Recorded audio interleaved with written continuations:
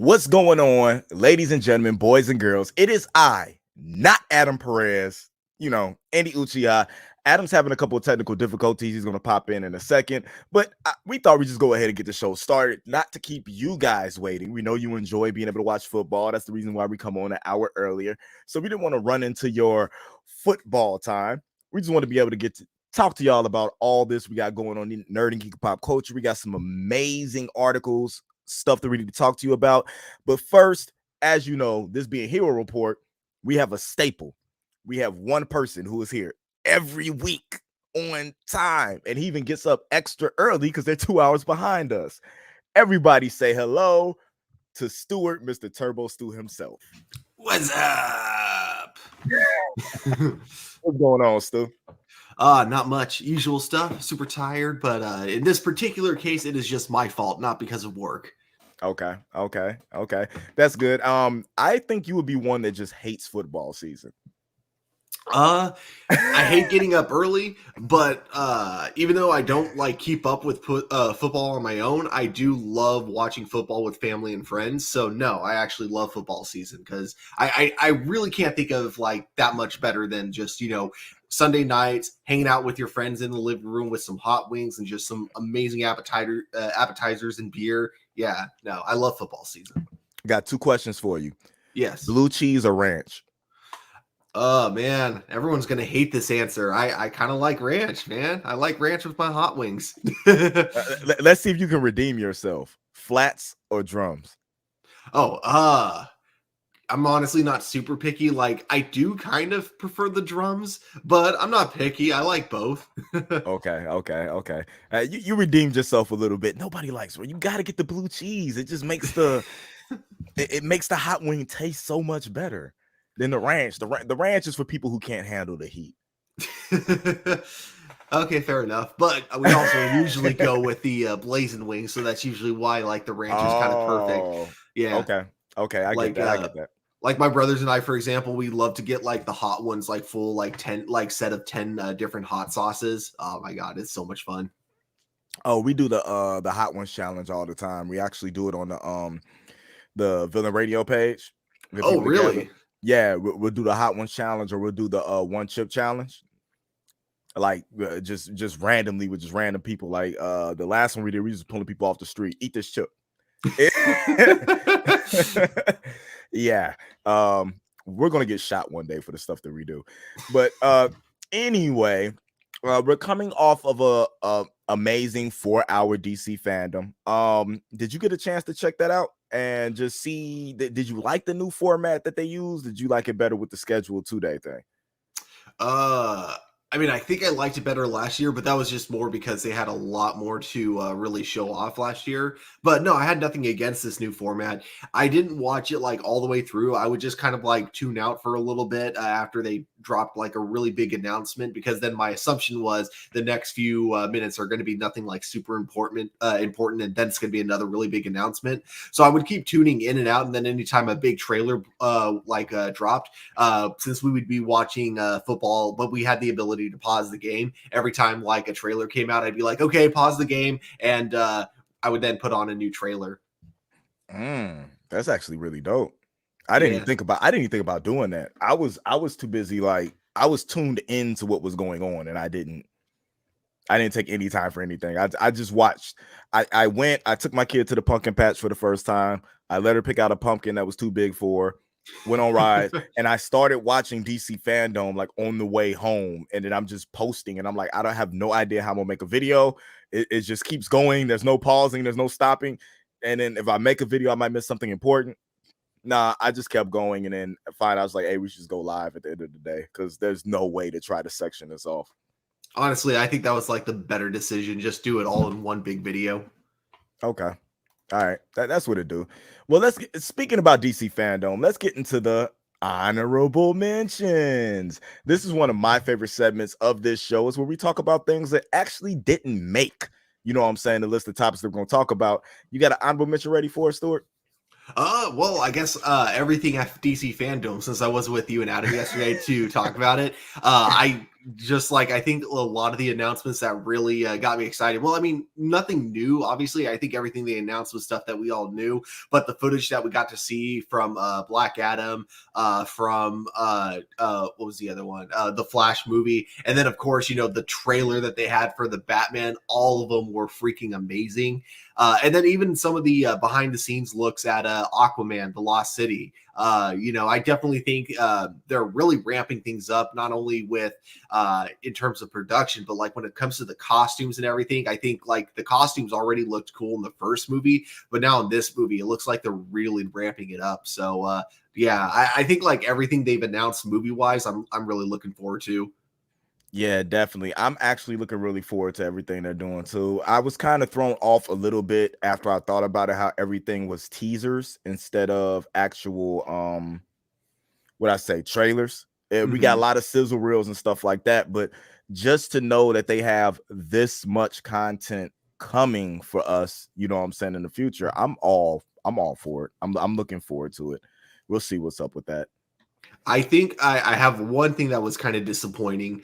I'm really surprised that they didn't give us a trailer for Armageddon for the Flash crossover next month. That was Yes. weird because I feel like by then they should have at least had enough to like show off a trailer for like the first two episodes or give us a tease of who we're going to be seeing.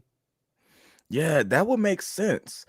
That would have made a lot of sense, or at least give us a comic, like a breakdown of the villain, or something like that. So they already announced who it is to just do something to be able to get people familiar who aren't familiar. Yeah, because I think it's safe to say that a lot of people don't really know who the or haven't really heard of the main villain before. In fact, I actually forgot what the main villain's name is. Like, I kind of know of him. He's just like not one of the bigger villains though that I know of. Yeah. So we'll see what happens. I'm looking forward. They really got a big year coming next year because we were talking about it. They got Black Adam, they have the Flash, they have Aquaman, and it's something else they have snuck in there The too. Batman. The Batman. How do I Yeah. forget about I that? don't know. That's the one I'm really looking forward to. I love the trailer and I just love the way it was shot. A lot of the scenes that we've seen, it looks like they're using mostly like natural lighting throughout the entire movie. And it looks beautiful. I don't know if it actually is natural lighting, but it looks like natural lighting. So, it's impressive regardless. And I think yeah, the music has actually kind of grown on me. I really like that kind of theme song that they had in the trailer. The dun dun dun dun. Yeah, it kind of grew on me. Yeah. It looks really good. I mean, just the look of the suit, actually being able to see what the suit was going to look like from the statue that Todd McFarlane's actually producing. Catwoman look like she's finna steal the show. Oh yeah.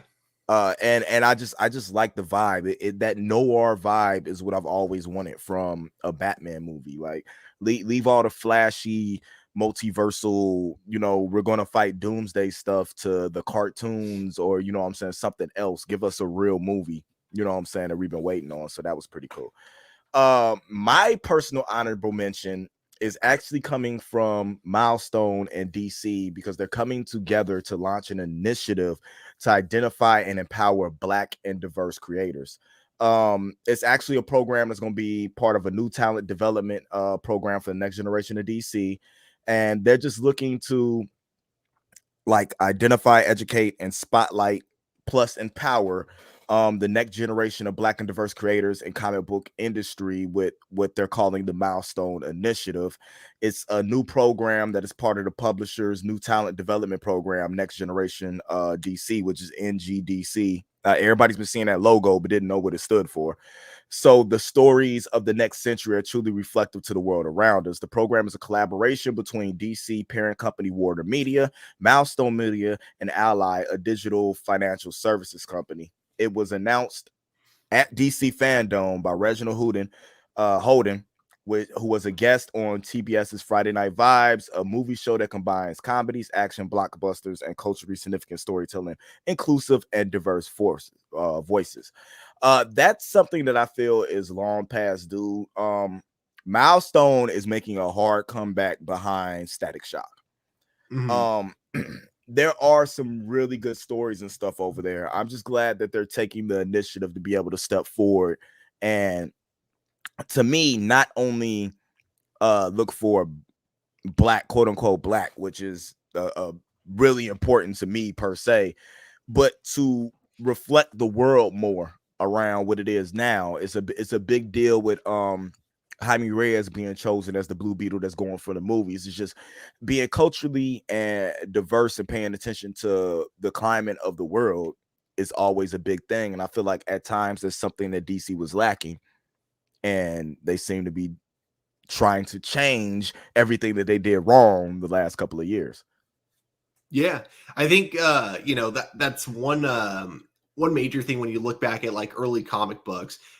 Very big lack of diversity, and so I feel like the bigger issue when they first, not just DC, I think like a lot of comic book companies when they first tried course correcting, is you had like they didn't really change anything when it came to the staffing, when it came to the people working for them, but they added more diversity when it came to the fictional characters and fictional universes. But now what's good is that they're trying to actually like create more diversity within the fictional universe by bringing like real life like diversity into the creative process of actually like writing these stories, which I think that's a smart way to do it.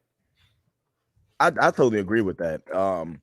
Getting firsthand experience to write the stories that you want to be diverse, instead of somebody trying to think of what the experience should be.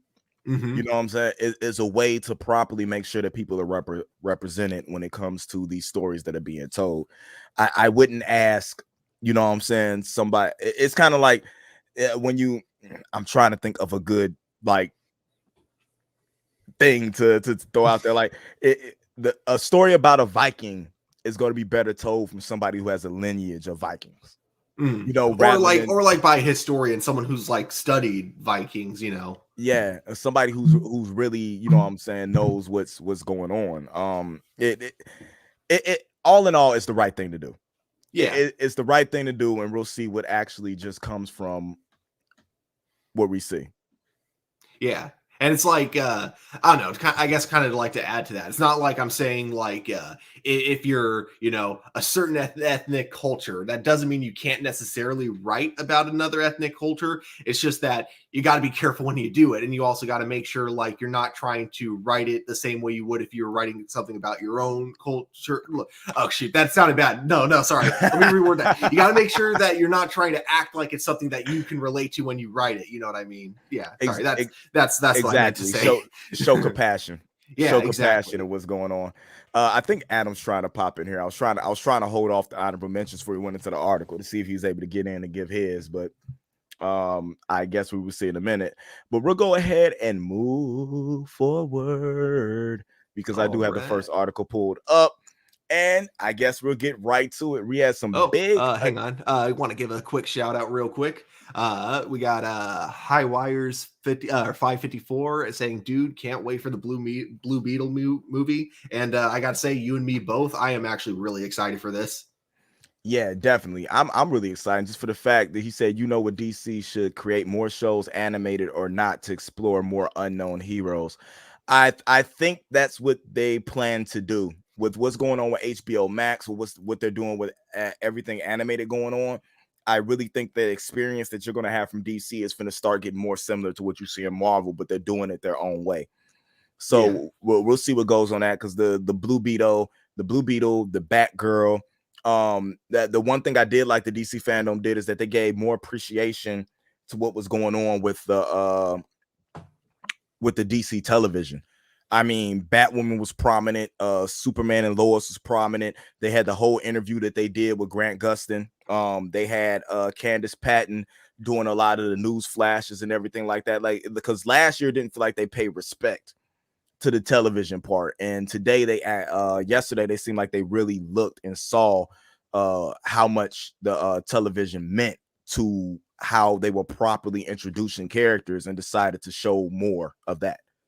Yeah, in fact, even like just from the cover alone, I think it's like fascinating that you have a mixture of both live action and television characters and cartoon characters all mixed onto the poster. Yeah, definitely.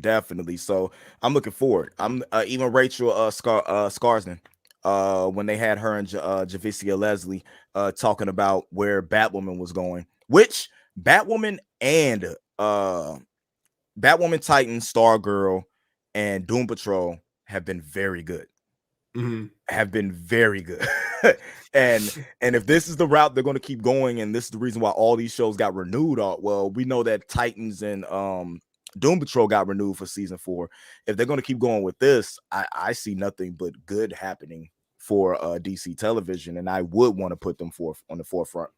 Last thing I'll say before we move on. Did you see the trailer, like kind of the fun like joke trailer that they put out for Batwoman, where it was like it gave you the vibe of a 70s of like a 70s kung fu movie? Yeah, that was interesting, like a buddy cop 70s kung fu movie. And I was looking at it like that was interesting for season 3 episode 1 that started off like horror, like dark, like they went super dark. And then this is the trailer we get to let us know what's happening this season. Like, I'm okay with that. Very clearly the vibe of the show is going to be very different from the trailer, but that's okay. Yeah, definitely. I hope we have him here. Oh, is he back? Is his computer working? I don't know. Oh, no. Guess not. We got our hopes up. For the people watching the show who are really confused right now, basically, for us, we could see that Adam, it looked like he was connecting on our end, but then unfortunately, he disconnected once again. Yeah, but we'll move on to the first article and see what's going on, and it's a really big article. So, just to let you guys know, there's been some announcements that have happened lately when it comes to the MCU and castings. That's right. We finally, we talked about it, we thought about it, we saw the little egg and, you know what I'm saying, different movies and stuff like that. But they have finally cast Adam Warlock. That's right. Will Poulter. I'm going to let that sink in for a second.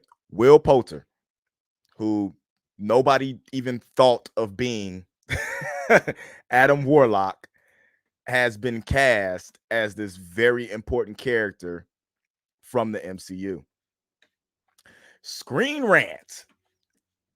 Guardians of the Galaxy 3 cast Will Poulter as Adam Warlock. Adam Warlock has finally been cast for Marvel Guardians of the Galaxy Volume 3, with Will Poulter winning the coveted role from Marvel and James Gunn. Marvel has cast Will Poulter, The Revenant, Detroit, not the 2 movies that I actually remember him from, as Adam Warlock in Guardians of the Galaxy Volume 3. The 3rd film in James Gunn's Guardians of the Galaxy series was initially supposed to launch Marvel's Phase 4, but plans went awry when some of Gunn's old social media posts resurfaced, and he was briefly fired by Disney. Guardians of the Galaxy Volume 3 is set to start filming later this year ahead of its release date in 2023. Marvel is being typically selective about the plot. Still, it's secretive, not selective. I can't read. This is why Adams does this. Still, it's generally been assumed it will pick up where Guardians of the Galaxy Volume 2 left off, with Yayha and the Sovereign creating a powerful being to use as a weapon against the Guardians. Yayha had created a birthing pod that radiated cosmic energy, and she believed that the being within would be the ultimate evolution of her race. She named him Adam, and viewers immediately realized Guardians of the Galaxy Volume 2 post-credits pointed to the introduction of MCU's Adam Warlock, one of the most powerful superheroes in the Marvel comic book universe. Now in production of Guardians of the Galaxy Volume 3 soon to begin, Deadline has confirmed Marvel Studios has cast Will Poulter as Adam Warlock. Apparently, Marvel conducted a lengthy search to find the right actor, which they landed on Poulter, and several other actors called in for auditions. Since late August, James Gunn and Marvel execs have reportedly discussed this and eventually decided Poulter test was too good to pass on. The reports have been confirmed by James Gunn himself, who welcomed Poulter to the team on Twitter. I had no idea that Will Poulter was even still acting. To be totally honest with you, like this is very interesting to me, and what they're doing here. I mean, how do you feel about the fact that somebody who I've known for being a complete goofball. And I've seen it happen before. Somebody who's just completely ridiculous, silly, get cast in a role that you think somebody else should be cast in. It could be similar to how people feel about the Batman, you know what I'm saying, being cast when they only look at my guy as a twinkly vampire and don't know the other stuff that he's been in. Now, I've watched The Revenant, I watched Detroit. I don't remember Poulter in those movies. to be totally honest with you, and he might have starred in one. It just doesn't click with me. I just remember watching good movies. I just don't remember his character in those movies. How do you feel about them casting him as Adam Warlock? You know what's funny is that I also don't remember him in The Revenant, and I also never saw The Maze, so I never saw any of his like serious roles, or I mean, I did, but I don't remember them. So the only ones I know him from are We're the Millers and Midsummer. And in both those roles, yeah, he plays like kind of the more goofier character in both those movies. And yeah, if this was, let me put it this way, if it wasn't Marvel, I'd be kind of worried. I'd be like, okay, this was a really bizarre casting choice. And I mean, I still do think it is a bizarre one, but at the same time, I do know that Marvel does tend to see like interesting things in actors that go over a lot of other people's heads. And it's also the fact that when it comes to Hollywood actors, you know, I don't know if this guy's like how, you know, fit this dude is, because again, most of the movies I see him in, he's always playing a goofball, so it's not like he really has to be in shape for those. But I'd be really curious to see how he's going to look in Marvel, if they're really going to bulk him up like they do with a lot of their actors. And yeah, I do think that if they're going on his test footage alone and they're saying that's what you know, made him right for the role, you know, I'm very interested to see what it's going to look like.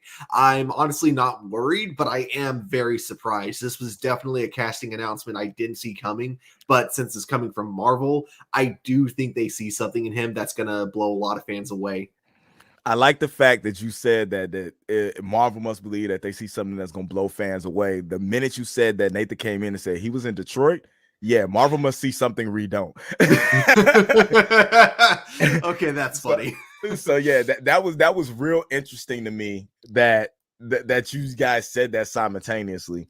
Even Highwire says, I hope he's like an early development version of Adam or something. Like he's gonna morph into a different version of Adam Warlock, kind of like when they do Shazam, like maybe he just changes and then all of a sudden somebody else is Adam Warlock.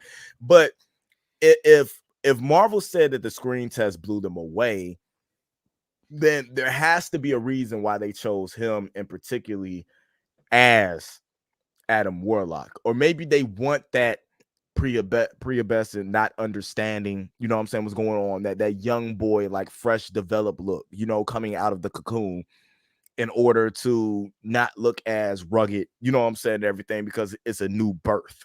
That's the only thing I could think of. But I still feel like it's a strange casting, but we will see what's going on, and we might have our boss back. Oh, is he back? I don't know. I'm gonna let her. Can he put himself in, or do he need us to put him in? I think he shook his head. I think he needs us to put him in the chat. Or oh no, never mind. Sir, welcome. He's back. We missed you. Can you hear me? Yeah, we can hear you. We missed you. Yeah, I'm on my phone right now, so I don't really have any controls. But yeah, that's okay. We can control it on our end. Yeah, we got you with that. But we had just got done discussing the fact that Will was chosen as Adam Warlock by Marvel, Will Poulter. And how do you feel about the casting in per se? Because when we were talking, we couldn't remember a movie he was in other than We Are the Millers. And like We're the Millers. And Midsummer. And Midsummer. Like I know he was in The Revenant, and I know he was in Detroit, but I don't remember his roles in the movie. I think Detroit, he was a racist cop. I think Will Poulter plays the racist asshole really well. He plays that like that 1960s like just country hick asshole, that southern racist guy. He plays that extremely well in a lot of the roles that he's in. I really enjoyed him in Detroit. I can't remember him too much in Revenant, but I mean, he's a pretty solid actor. I mean, I trust Marvel and James Gunn in regards to their casting choices. Was he also in Maze Runner 2? Yeah, Was he I in Maze actually Runner? never saw any of the Maze Runner movies, but yeah, he was definitely in Maze Runner. I mean, I do like him as an actor. I think he's a solid actor. I haven't seen him in anything that's truly like blown me away that I'm trying to think of off the top of my head. But I like him enough for this particular role, and I think if Marvel's really never let me down with their casting choices, and I trust James Gunn as a director.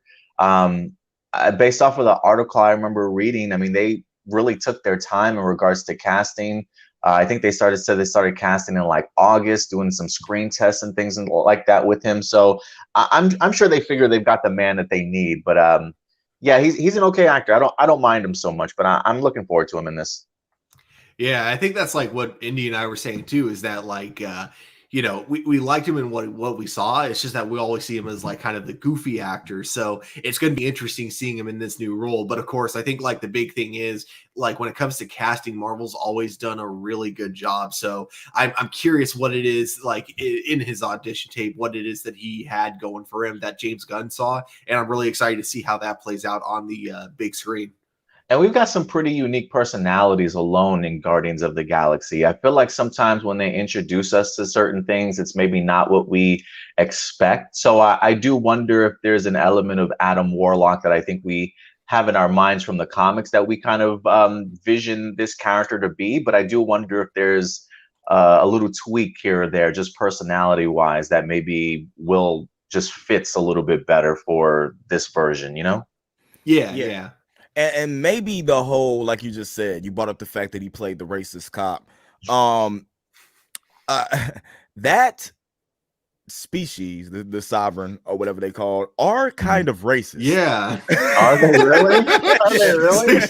I mean, they think of themselves above literally every species in the galaxy. So yeah, that actually makes sense. Yeah, so maybe that's exactly what they were looking for as far as how Adam Warlock was supposed to be played. So I mean, you never know, man. I mean, I feel like every time I see him, I'm like, oh, he's the dirty racist cop, or he's like the dirty cop or something, you know, like. So yeah, we'll see. Yeah, I have no idea what they're doing with this movie, but I'm excited for it, especially if this is James Gunn's sort of last hurrah. So I hope it's not. I really hope it's not. I don't know how much we can get more out of Guardians of the Galaxy, but I would like to see James Gunn produce something other than Guardians of the Galaxy in the Marvel Cinematic Universe. I think he deserves it, especially after taking something that nobody knew about unless they were hardcore fans. Nobody cared about the Guardians of the Galaxy. All we knew is that we liked the tree and we liked the raccoon in Marvel vs. Capcom.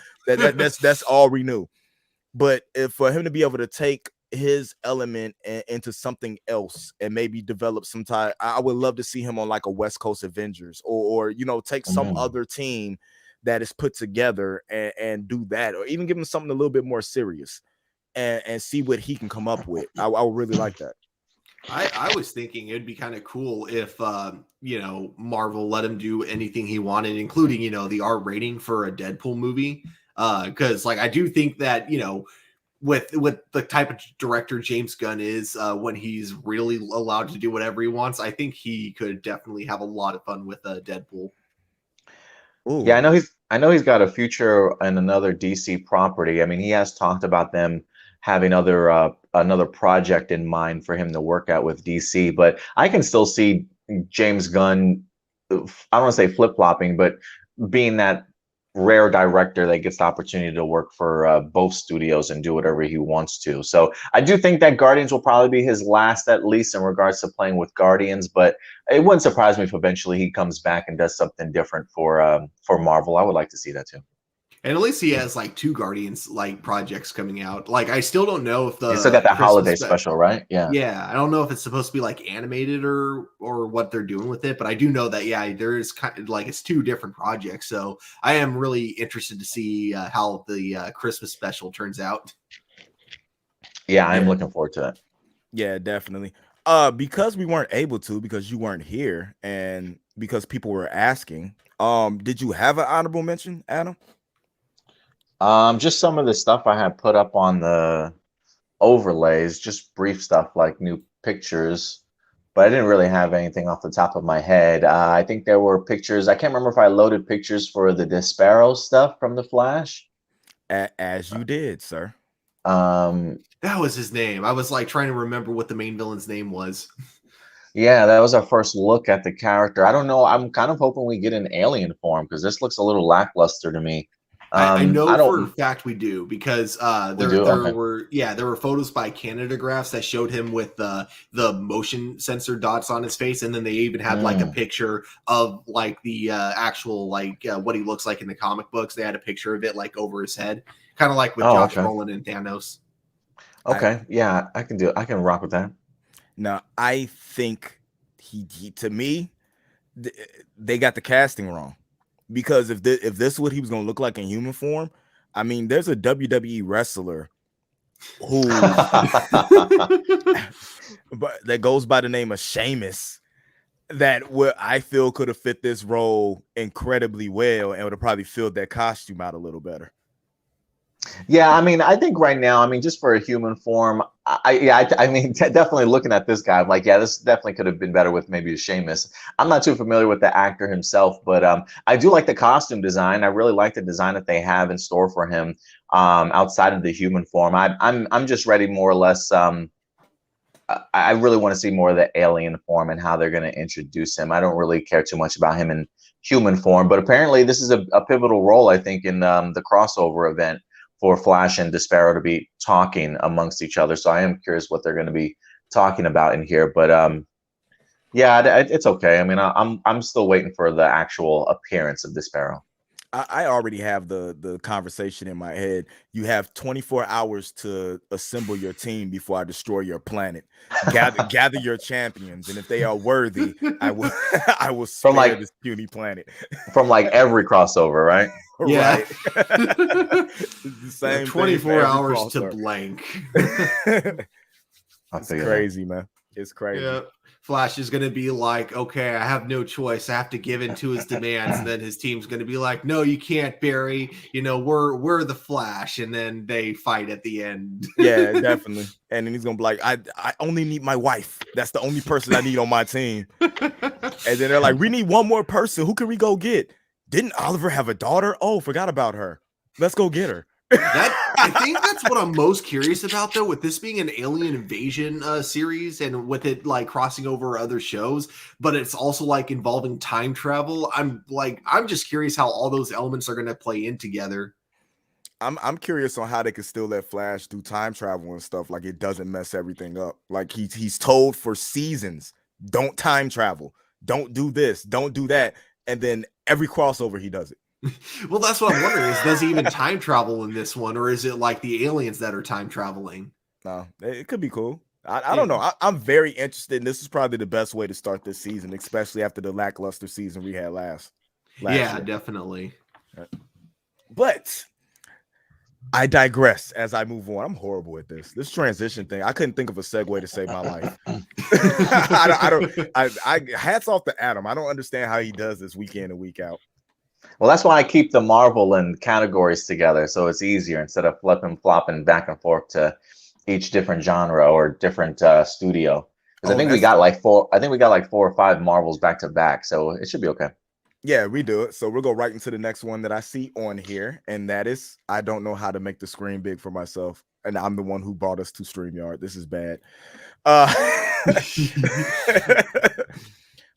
Interesting news. We've been talking a lot about Jonathan Majors and how everybody is just saying how incredible he is playing the character of Kang, or all the different versions of everything that he's playing. So it was cool to me to hear what Paul Rudd actually had to say when it came to him just gushing over how good Jonathan Majors was at his job. It's just, you don't understand how interesting a person can be, or how good a person can be at his job, until somebody who's in the same type of field he's in just gushes over how Paul Rudd is an amazing person and a very handsome man to be as old as he is, and is very good in any role he's been in. But Ant-Man 3, Paul Rudd says he's blown away by Jonathan Majors. I keep wanting to say Mayer. I keep wanting to say John Mayer. I don't know why. Jonathan Majors' work as Kang. Ant-Man and the Wasp Quantumanium star Paul Rudd shares his praise for the work Jonathan Majors has been doing as Kang on the upcoming Marvel film. While Ant-Man and the Wasp Quantumania won't arrive till 2023, star Paul Rudd is already singing the praises of the movie's big bad. Variety spoke to Rudd about the upcoming third Ant-Man film during the actor's promotional tour for Ghostbusters Afterlife. If you haven't seen the new trailer for Ghostbusters, go check it out. Though Rudd naturally couldn't divulge any details about Majors Kang the Conqueror, he did have plenty of love for what the acclaimed actor is bringing to the Marvel Cinematic Universe.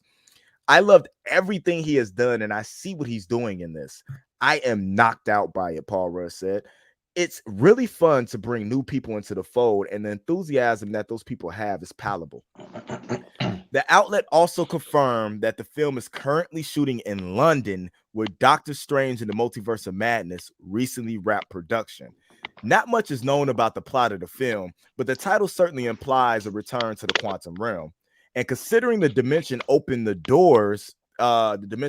doors of time travel in Avengers Endgame, it's no surprise that Kang will be the villain. Because in the comics, he's well known for his time traveling schemes, but Major's debut in the season 1 finale of Loki earlier this year also showed that the villain will be strictly tied to the birth of the multiverse, given the level of interconnectiveness and power.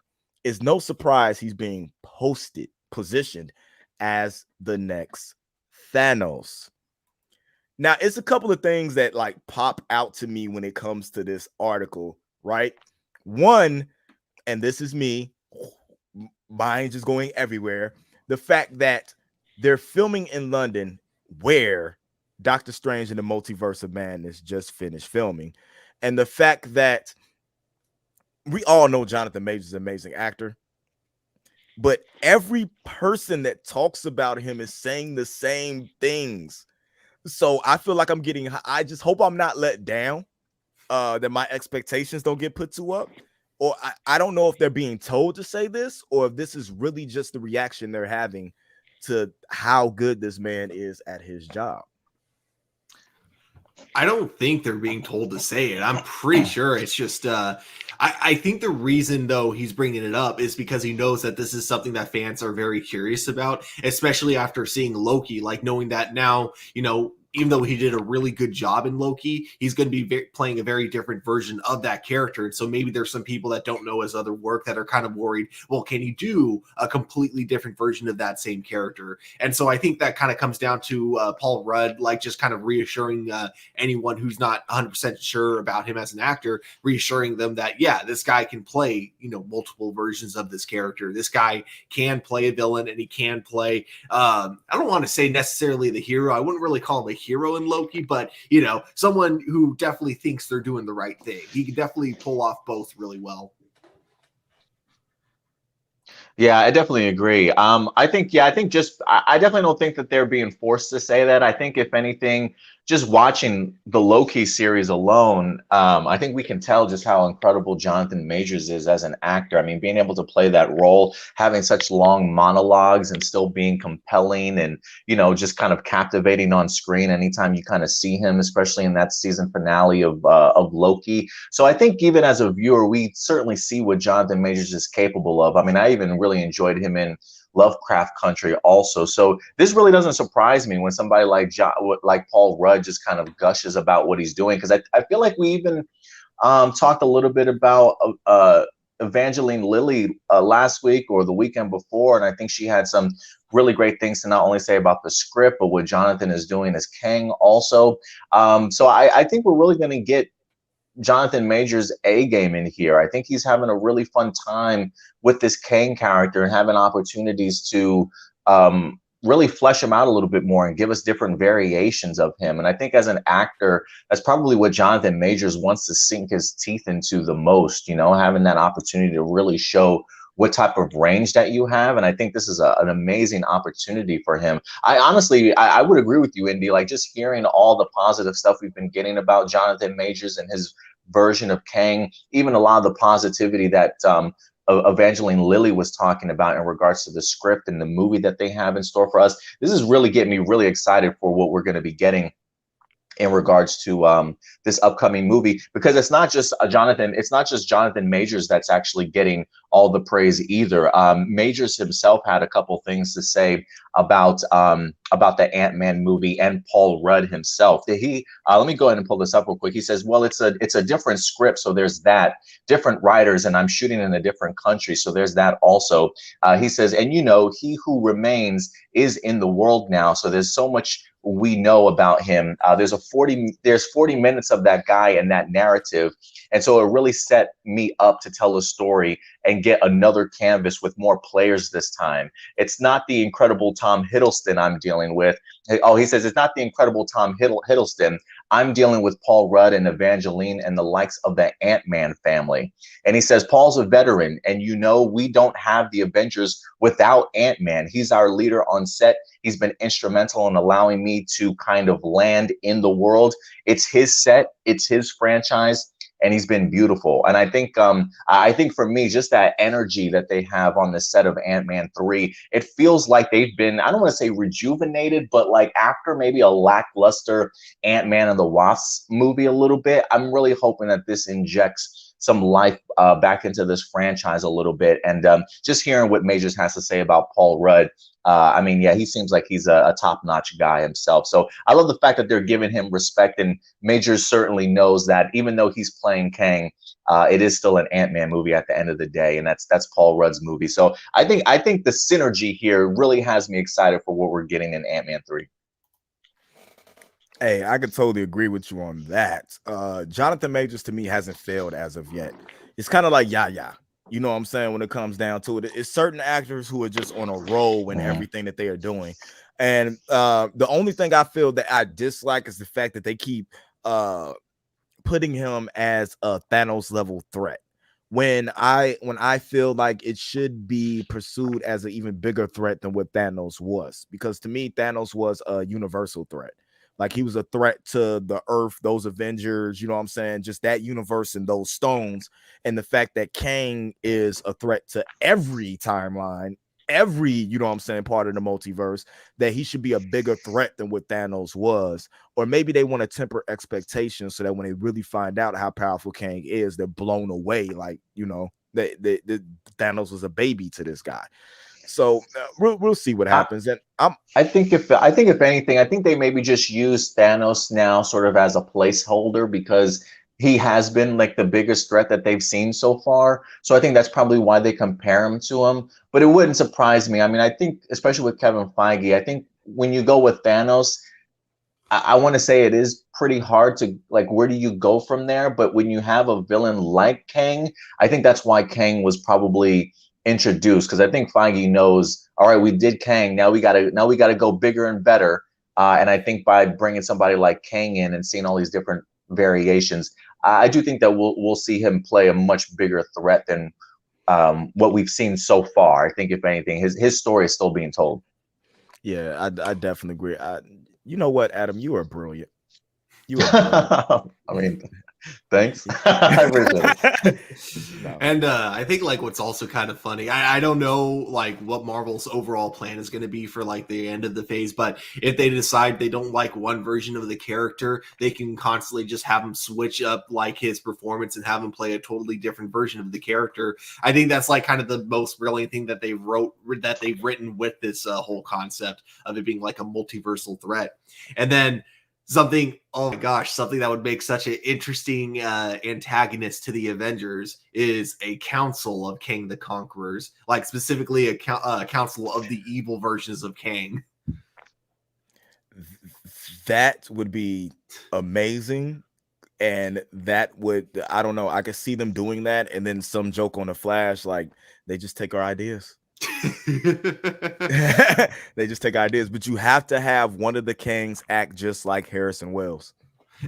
Oh God. Just please don't give me like that Sherlock Kang or something like that. Yeah, that they actually, like you just said, that is an interesting aspect of what they could actually do, because you could, if something didn't work, you could just change it. Because you have so many different versions of Kang that you're finna go, and they don't only have to do that with Kang. They can do that with any version of any character they have now, since they opened up the multiverse. Oh, this version of the Black Knight didn't work. Let's go with this version of them, you know, just to make sure that they get what is actually going to put butts in seats. So that's interesting. That's an interesting take on that. That's pretty cool. I just hope they don't get too comfortable with that idea, because it would really suck for some actors. Like let's go with the Black Knight comparison. Like if Kit Harington was like excited after Eternals, like, all right, so I get my own solo movie now. Yeah, about that. We're actually gonna go with a different actor to play the Black Knight. You didn't quite cut it for us, so we're gonna write you out. We're just gonna have a new version of the Black Knight in future movies. Yeah, I can see him. First, I didn't get to become king, and now I don't get to be the Black Knight. I just quit acting altogether. Yeah, there you go. Hey, that's a great transition into one of our next stories. Yeah, you see, I did that. I'm learning on the run. I like because it. Kit Harington was teased becoming the Black Knight and his future in the MCU, because we have been told that this is a very pubescent character that we're actually going to see, and that we might not see the Black Knight as we want to see him in the movie. That is much more being, what did they say? A love story? Interesting. Marvel teases Kit Harington becoming the Black Knight in the MCU's future. So anybody who was looking to see that armor donned in Eternals, I'm sorry for you. An Eternals producer has teased that Kit Harington becoming the Black Knight is part of the Marvel Cinematic Universe's future. The upcoming Phase 4 movie is scheduled to feature nearly a dozen new superheroes thanks to superhuman beings known as the Eternals. Characters like Cersei, Icarus, and Athena will all be the center of the Eternal story, but Chloe Zhao's movie is also poised to introduce another future MCU hero. Former Game of Thrones star Kit Harington was one of the final additions to the Eternals cast, but he is playing a member of the hero team. Harington's role is instead that of Dane Whitman. That has to be like the worst character name ever. A name familiar to Marvel comic readers. He is better known as Black Knight, a skilled warrior imbued with the power of the Ebony Blade. Dane's introduction in Eternals has been highly anticipated as a result, but so far he has been a small part of the marketing material. It was previously revealed that Dane is in a romantic relationship with Cersei during the modern day portion of the movie. His role has otherwise been kept under wraps and left fans to speculate about whether or not he officially become Black Knight in the Eternals. As part of the Eternal set visit in January 2020, Screen Rant participated in a roundtable interview with producer Nate Moore. During this conversation, Moore was asked about Black Knight's role in the Eternals and his MCU future. The producer confirmed that Whitman ultimately goes on to become the Black Knight, but cautioned he won't be the Black Knight in our film. Moore also provided some teases about Dane's role and what the movie does and doesn't set up about him becoming Black Knight. Let's read his comments. We think he's interesting and a great character, and actually Kit Harington, who just rapped yesterday, was fantastic, but we very much explore the relationship between Dane Whitman and Cersei, which is again something for our comic readers. You won't see the Ebony Blade in the movie. He's not going to be Black Knight necessarily, but that is something that we get to play with down the road. Based on this information, fans might need to change their perception of Dane's role in what Dane's role in the Eternals will be. It seems he will primarily be involved in the story as Cersei's love interest, making him a supporting character as the film focuses primarily on the Eternals. Harington won't be a full-fledged superhero version of Black Knight. As a result, with Disney even confirming that he will not suit up in the Black Knight armor during the film. The good news for Black Knight fans, though, is that Moore seems to imply that Marvel Studios has plans for Harington to return as Dane and take on a larger role. Now, I'm a fan of Black Knight. I'm a fan of Kit Harington. I don't know how I feel about sidekick Kit Harington, him being put into the supportive boyfriend role. How do you guys feel about that? Honestly, I'm cool with it. Like, you know, if they want to take their time with introducing him as the Black Knight and they want to focus more on the actual Eternal portion of the Eternals movie, I'm totally all for it. And, you know, the big thing is that they're not saying that he's not going to be the Black Knight. They're just saying it's not going to happen in this movie anytime soon. So I'm not worried. If I have to wait a little bit for it, that's fine. I think the one thing that disappoints me about this news is that I was really looking forward to seeing it all come full circle when it comes to Game of Thrones in this movie, because you have Jon Snow's brother also in the movie, and the last thing he said to Jon Snow in Game of Thrones was, "Next time I see you, you will be in all black." And I was really hoping we could see that pay off in Eternals with both actors being in it. So that's the one thing. I guess that payoff will not happen in this movie. But regardless, though, I'm not like disappointed that he won't be the Black Knight, because I think we still have a lot of other things going on in this movie. I don't think it's really necessary. Oh, you waiting for me? Yeah. I hate this news, man. Two thumbs down. I'm not a fan of this news. I guess, for me as a fan, I'm just gonna have to adjust my expectations like it recommends. Part of me was really hoping that we would get the opportunity to see it. I mean, look, am I gonna enjoy Kit Harington in this movie? We'll see. We'll see how he fits into the role. I mean, I am interested in regards to at least the love triangle between Dane, Cersei, and Icarus in here. So I do want to see how that winds up sort of playing out. But I'm not gonna lie, I think a part of me, while I don't necessarily think that I expected him to like maybe fully evolve into the character or like be a part of a big action sequence as the Black Knight and things like that, I wouldn't have minded even some teases in here, like not even the ebony blade. I can't even see that behind like a glass case or something waiting to be held. I can't even get like the costume hanging up somewhere in a scene somewhere in this movie. For me, the teasers probably really go a long way. I'm okay if he doesn't really don the costume itself, but I'm hoping that we at least maybe get some teases into what he eventually will become, because I really do like the Black Knight. But if they want to use this as an origin story, as a starting point, if you will, for the character, that I can certainly respect. But I think as a fan going into this movie, you tell me Dane Whitman's in it, I'm expecting a shield, a sword, and his costume in some capacity here. But look, I'll take what they give me. I love Chloe Zhao. I think this movie's still going to be great regardless. But I would be lying if I said, as a fan, this did not disappoint me, because it certainly is, knowing that we're not going to see that in the movie. Do you guys think? I mean, they say he's not going to be wearing or rocking that stuff. Do you think we'll get teases or an Easter egg at it, or it's just going to be, here's Dane Whitman as just a legit supporting character? Oh, I'm sure we're going to get teases for it. It'll be like, I don't remember actually. In Captain Marvel, did they have any teases for Monica becoming Photon? Just her plain name. Oh, okay. Yeah. So yeah, I think it might be something like that. I'm sure like someone will refer to him as a knight, like, maybe in a joking manner, or maybe in a serious manner, like they'll say, "Hey, you would have made a great knight," or something like that. But yeah, I'm sure we'll get teases. And then there's also after credit scenes. A lot of times directors don't even know what is going to be in the after credit scenes, because they're not even the ones who film it. So there could be an after credit scene where he does find the blade or something around along those lines. But the director just didn't know it was going to be in the movie, and that's why she doesn't say anything about it. That's yeah, true. definitely a possibility. That's true. I think we'll get some hint to it. I don't know if it's going to be. I think it's going to be something like really subtle, something that you have to look for in order to see it. But I really don't think we're going to see as much of Kit Harington in this movie as we think we want. Now,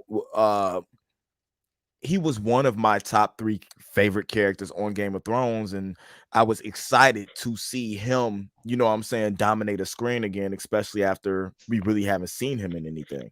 Right. But I really think he's just a side character. He's just a guest character, similar to Darcy. Is that her name? Oh yeah, from Thor. Yeah, like it's going to be something similar to that. He'll be around. He might be in some type of danger that makes, Cersei or somebody makes some type of choice that they wouldn't normally make, or make a mistake. It'll be something like that. I don't think we'll see him full out oh my God, he's in almost every scene type thing. I think maybe 20 minutes of screen time the entire movie, as they build him into what they want him to be, because the Black Knight can be like a box office draw if set up right, especially tying him to somebody who's as likable as Kit Harington. And also, I think also in the world that we're in right now with Disney and Marvel really creating a lot of these streaming services, or all these streaming shows, it's always a possibility that maybe we get ourselves like a spinoff or like a solo series for Black Knight if he's successful in this movie, and maybe the series goes on to show him getting his armor and and his sword and things like that. So there's definitely potential there. I would have loved to have seen it on the big screen, but I'll definitely take Kit Harington at least. I do want to see what his role is like in this movie. So a little bit disappointed, but I'll swallow it and just and move on and hopefully better plans are ahead. No, it could be just like the other shows did. The show's just called Dane Whitman, and then by the end of the show, Please no, don't. They changed the title. And changed the title. Okay. The Black Knight. I'd be interested to see something like that, just to see the way that they tell the story. Because that could be like a cool, almost Indiana Jones type story to be told of him trying to find something, or just becoming the hero, or even if he feels like he's not. The interesting aspect, I think, is I would love to see Kit Harington play a role where he feels like he isn't like he doesn't deserve Cersei, and he's trying to make himself deserving, because he's looking at how Icarus can do all these things, how she's a part of this, superhero team, and he's just a human, and is looking for a way to be able to be more her equal, so that he can really express his love or be able to defend her, and it's not always her defending him. That would be an interesting aspect for the character to me. That would be pretty good too. I'm trying to figure out like if Dane Whitman, does he have a connection as Black Knight to like any other abilities or powers in MCU lore? Not in MCU. I don't know. In comic history, it's comic history. I mean. Oh, it's different versions. It just depends on which one they're gonna go with. Okay, gotcha. Because I do wonder if maybe the Eternals will open Dane Whitman's eyes to maybe some connections that he has to some past powers or something like that, or some origin story to kind of, at least push him into that direction of eventually picking up the mantle of Black Knight. I do wonder if he'll discover some things about himself in this movie. Or if they want to be really slick about it, maybe he gets a mutant gene, an X gene that activates. That would be pretty cool if the Eternals were the things that cause the mutant gene to like activate all around the world, because we know we got Celestials and everything involved, that we could end this movie, and right after the Eternals, mutants exist. They could. We don't actually see a X-Men or or a mutant movie till later, but this could be the catalyst to push all that forward. Definitely could be. Could be. Pretty interesting, man. Pretty interesting.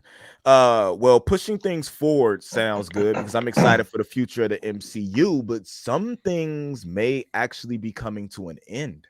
See what I did there? Yes, guys.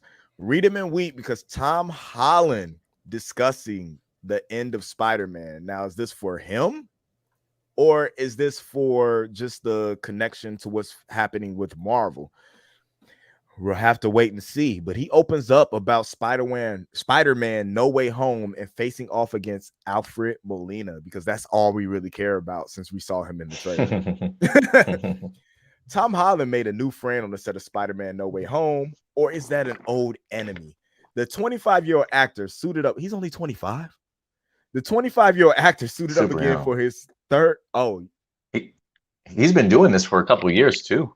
So he started out young in this role. Yeah, he just seems wiser than his age.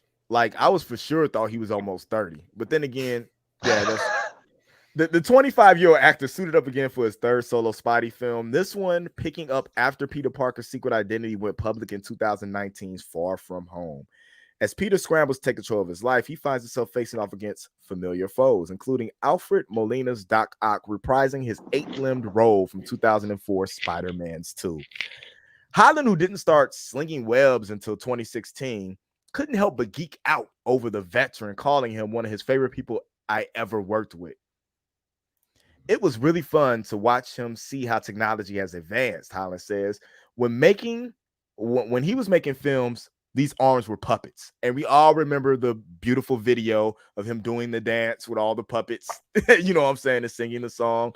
I really hope they recreate that with CGI. And when we did it, they're all imaginary and CGI. It was quite cool to see him relive it, but also relearn it. That's an amazing picture, by the way. Entertainment Weekly. The mix of past and present is the key to No Way Home, which hits theaters December 17th. Although the actor won't reveal exact plot points, the film's trailer has hinted at some potential crossover shenanigans, mixing elements from both the Tobey Maguire and Andrew Garfield films. For Holland, it's an opportunity to pay tribute to previous iterations of the character while also taking Peter in a new direction.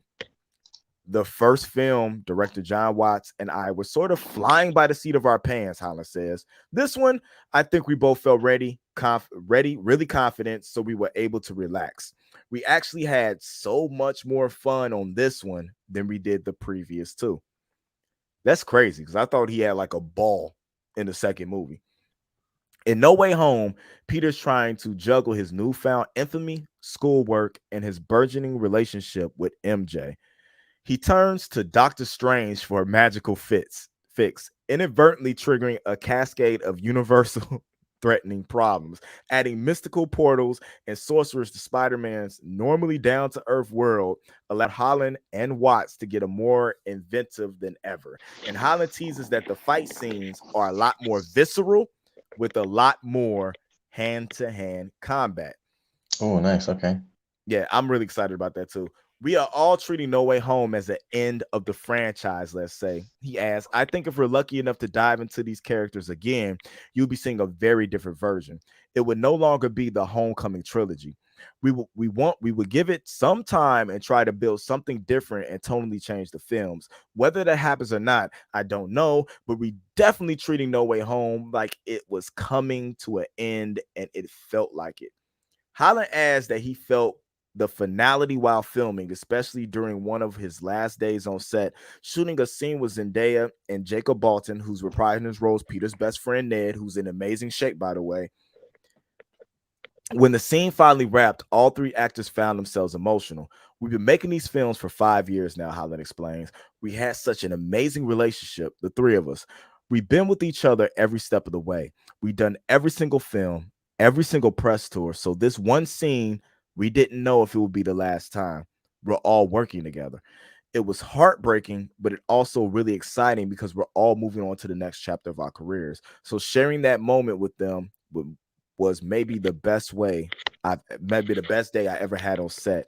And I don't think I've cried like that ever. Still, he adds, just because he spent the last 5 years perfecting the web slinging didn't mean that he could let himself get complacent. If you're not willing to focus and do prep work, you're going to get called out, Holland says with a laugh. But when you're dealing with magic spells and dimensions, it gets really complicated. And I could just see like the wittiness that he has when he delivers stuff like that and saying that. So this sounds like he's gearing up because he doesn't know what the future holds. This could be something where rights are going back to Sony, and this could be the last Marvel connection that we have with the movie.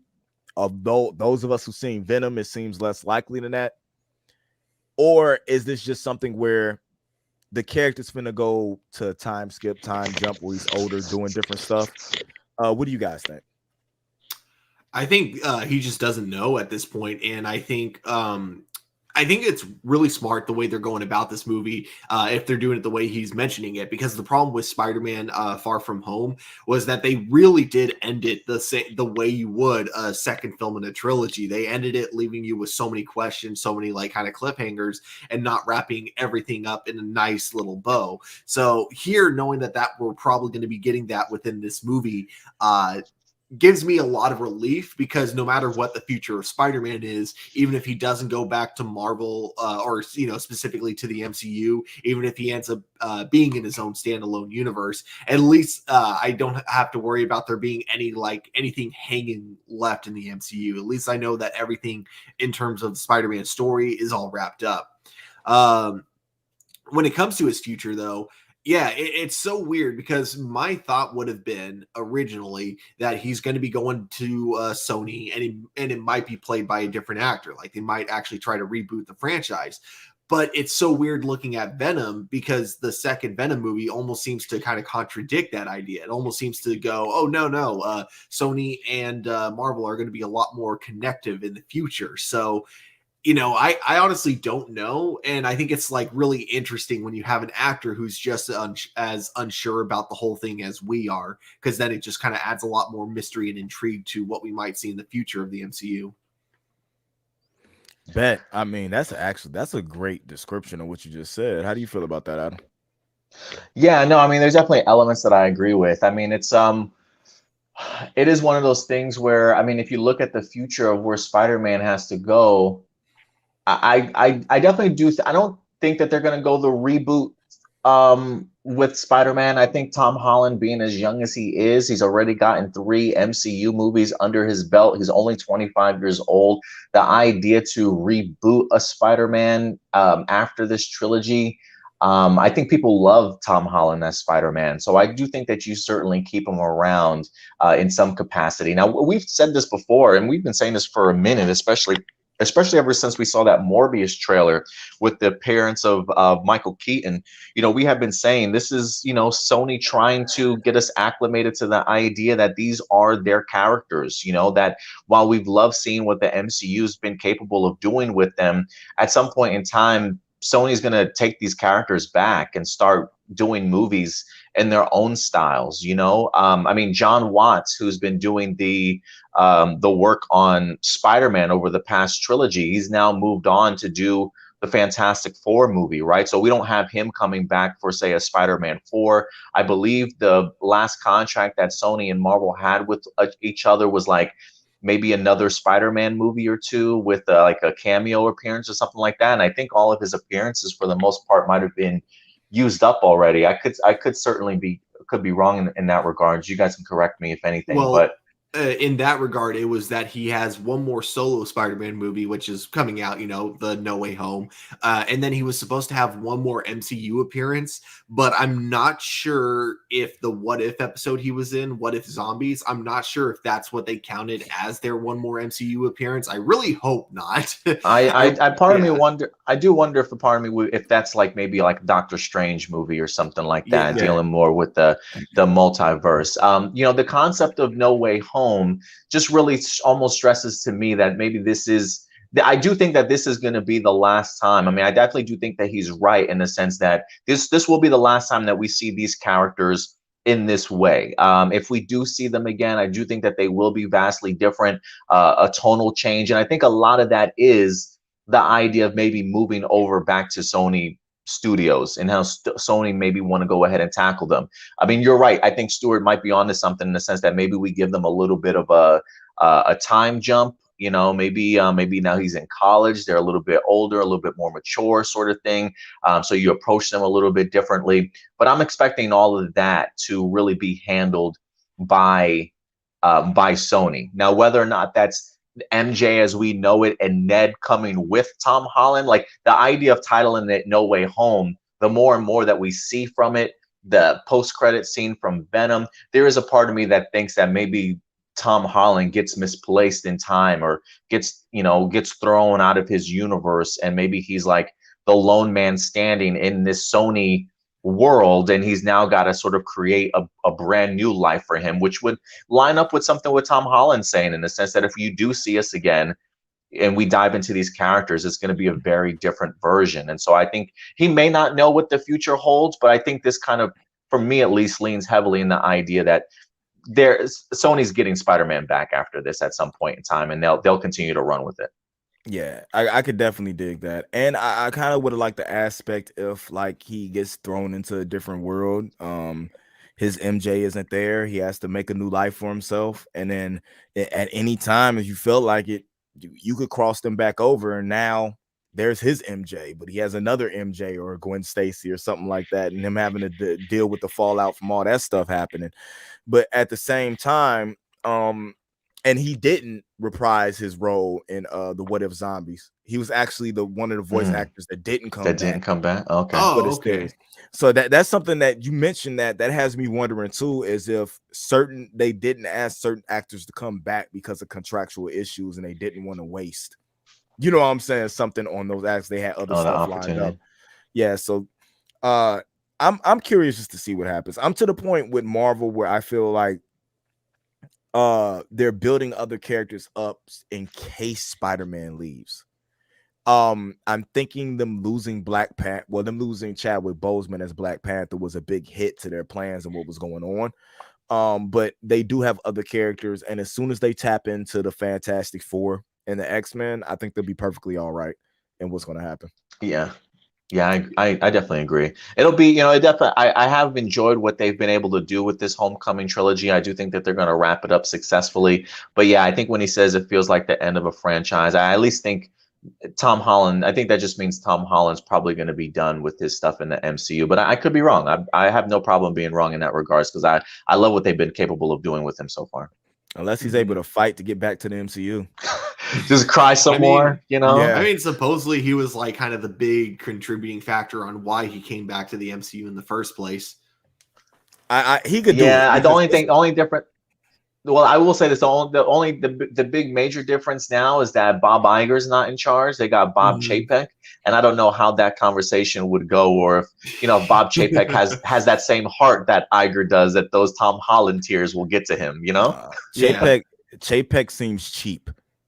Iger didn't. That's what it is. I can see Chapek going, I'm not willing to pay that. And it was like, but you just paid it, and you have even more money. I don't care. No, he's probably going to be like, oh yeah, but now we got to actually pay like our, because of the Hollywood strike that they ended up having to put an end to before it even started. I feel like his excuse is going to be like, oh, you see, now I have to actually pay people a fair wage. So, having to pay even more money for Tom Holland just too much for me. I would love to do it, Mr. Holland, but if you have an issue, I'm sorry. You can take that up with Miss Johansson. She's the reason you're going through this right now. He's not gonna take any responsibility. He's just gonna blame everyone but himself. That's funny. That'd be interesting. But I do believe that it'd be on Marvel's behest, especially they got that new Spider-Man show that started on Disney. Disney Plus is doing very well. That's on Disney Junior every morning. That's introducing kids to Miles Morales the wrong way. I think they call him Spark or something like that on the show. It's weird.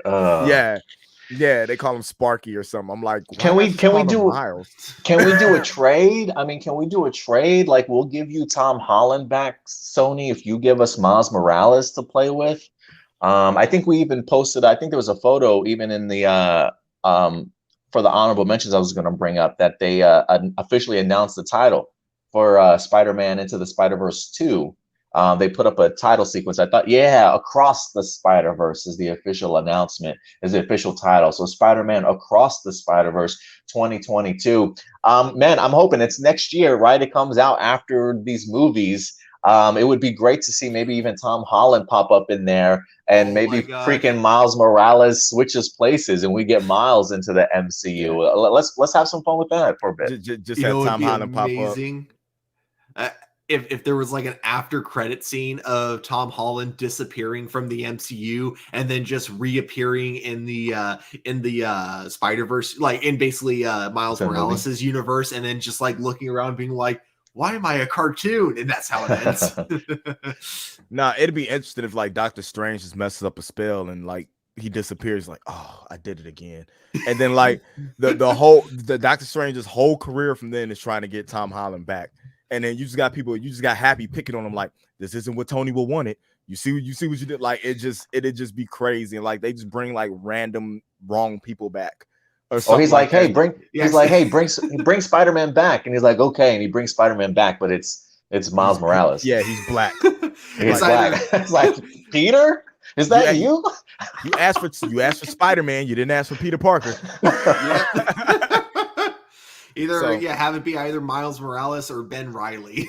I was just gonna say that. I would bring back Ben Riley. Let Tom Holland still stay in the Marvel universe, but have him be Ben Riley. Hey, I dig it. That'd be crazy. That'd be crazy. Well, that's it for the Marvel side of the show. There's a lot of Marvel stories more than normal, especially. Well, I figure we had DC Fandom yesterday, and I'm looking at all the news, and I'm like, man, this is all Marvel. Like DC was waiting till the weekend to drop all their information. Yeah. So I guess we can get into since we're talking about changing worlds and stuff like that. Oh, okay. I guess we'll say the DC story for last, but we can just go into the Matrix. Red pill or blue pill? Sure, why not? You live and you learn. You know what I'm saying? The great Jay-Z. I hope that was Jay-Z. Don't take my hip hop card away. As we get into what's going on with the Matrix, and this is an interesting ad to me because I was always curious into why the Morpheus switch, right? That's something that had me going as we sit here and we have the guy's name who I'm going to murder. Yayha Abdul-Mateen. Yayha decrypts the different iteration of Morpheus in the Matrix because I can say Yayha. The Aquaman star who is amazing at his role in Aquaman. I just had to say that. Yayha knows the risks that come with reinterpreting beloved cinematic characters, but so far those risks have served him well. The New Orleans-born actor, aged 35, won an Emmy for playing the godlike Colossus, Dr. Manhattan, on HBO's Watchmen. Yes, he did. Loved him. That was one of my favorite parts about that. A character already defined on screen by Billy Crudup in Zack Snyder's 2009 movie, and in this year's hit remake of Candyman, which if you haven't seen that, it was good. It was really good. Yeah. He continued the legacy of Tony Todd, who famously played the hook-handed slasher in the original films.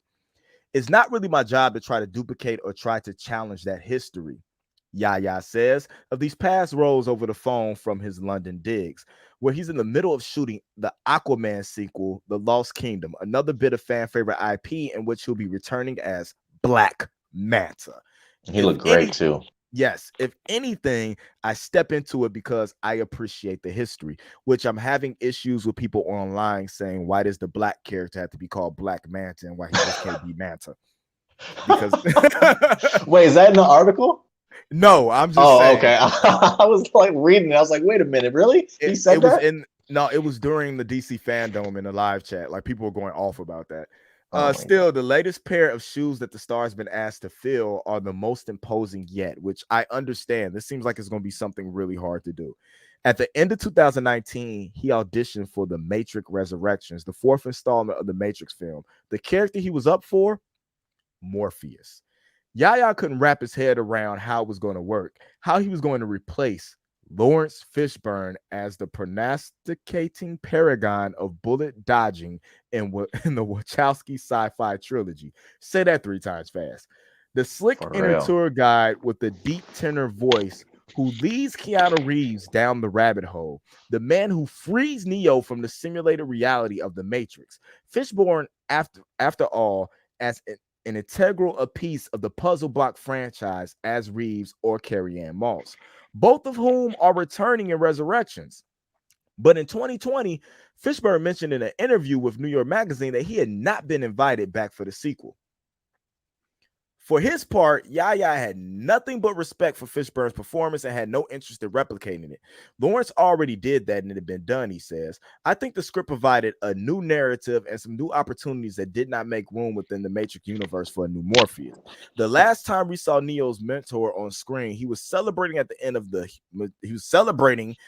of the man-machine war in 2003's Matrix Revolutions. Neo had defeated Hugo Weaving's Agent Smith before sacrificing his body to the bots. Morpheus would later return in the Matrix video game, a piece of the movie's extended canon in which he seemingly died trying to recover Neo's remains.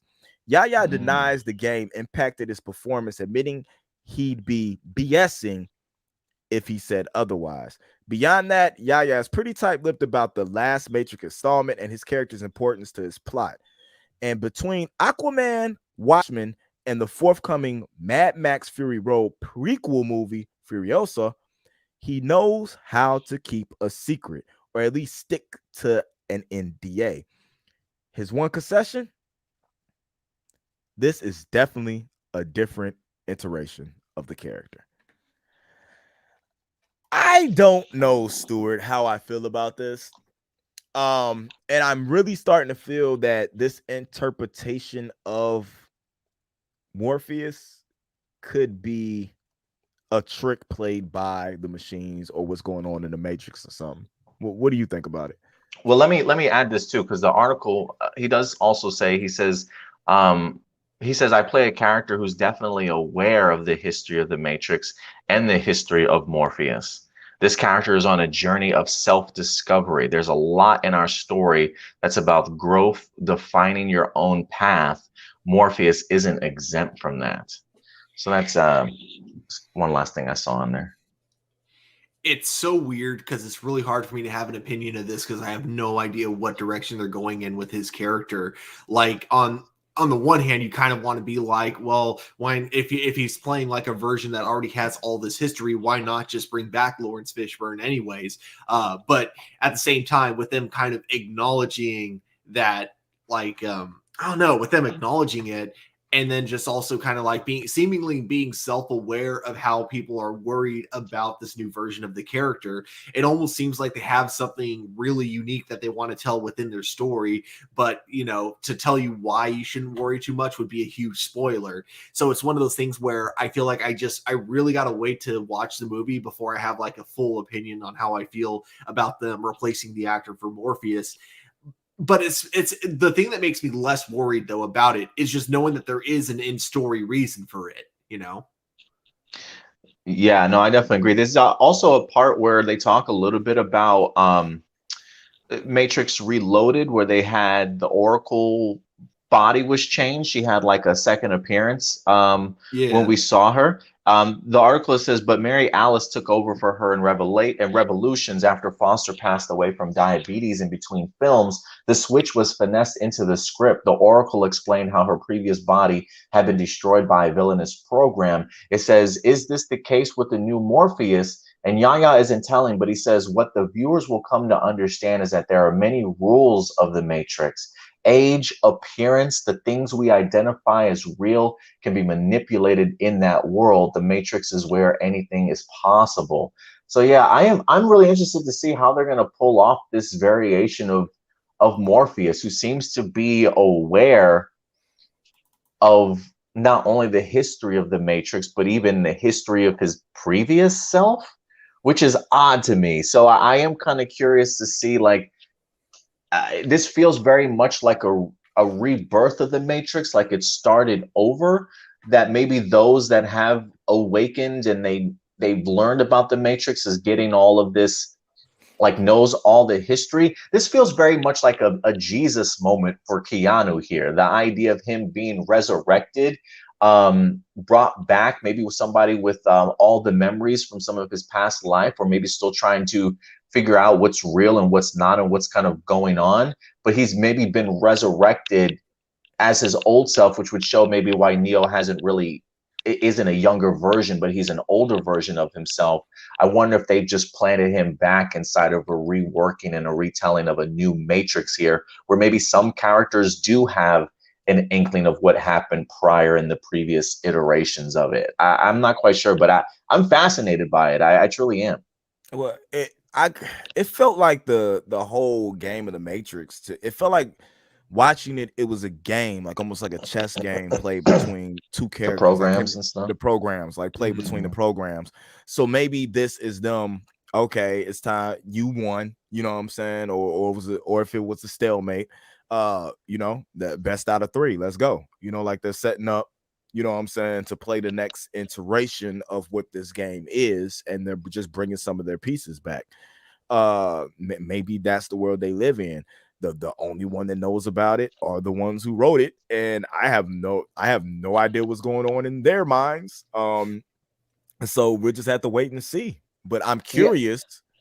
I do think, I also think when it comes to the Wachowskis, especially all the stuff that they've been involved in over the years, you know, when they mentioned the idea that that there are many rules to the Matrix, age, appearance, the things we identify as real can be manipulated in that world. I do wonder if there's going to be like some identity politics or something like that in this film, in a sense of like how we refer to ourselves or look at ourselves, sort of thing. Like maybe there's a bigger picture in there instead of just categorizing ourselves as certain things. You know what I mean? Mhm. Right. It'd be interesting because they could really play on current events when it comes to something like the Matrix too. You identify as what you want to identify as, or you look how Right, you want like, to look. Yeah. right. So that I can could be see that. interesting. There How- was in the first movie going to be something that would have explored that a little bit, like subtly, but you know, it was unfortunately something Warner Brothers didn't allow them to do. But one of the characters, I think it was Switch. It was going to be that Switch was played by an actress when she was in the Matrix, but then would be played by a guy in the real world. In the real world. Interesting. Okay. Yeah, Okay. but that was something that Warner Brothers did not let the Wachowskis do at the time, unfortunately. have to let them do it now. Oh if yeah, they wanted to do it. exactly. For real. Yeah. So no, I think this movie is probably coming out at just the right time, and I think it's definitely going to be another movie similar to what The Matrix was able to do in regards to definitely make us think critically in regards to how we view the world and stuff. I think it'll do the same thing here for this movie, and I think the fact that we are getting a younger Morpheus kind of showcases that a little bit. But I'm ready for Yayha to go ahead and take this role. I have no idea what his bigger picture, how involved he's going to be, but I love what I'm seeing so far. Yeah, definitely. I'm looking forward to it too. This is one of my most anticipated movies. I feel that are It comes out this year, right? comes out this Yeah, year. I this think December. This December. Man, This December. So close. If you have HBO Max, you can watch it. You don't have to go to the theater. Yeah, me and the girlfriend just did we've been on a little bit of Kiana-sans ourselves lately because we rewatched. She had never seen all of the Matrix movies. She saw the first one. She hadn't seen the second or third, so we watched that. We watched the entire trilogy, and we just finished John Wick trilogy yesterday also. So we had a lot of back-to-back Keanu Reeves in our house. But you gotta play the video game and watch the Animatrix too.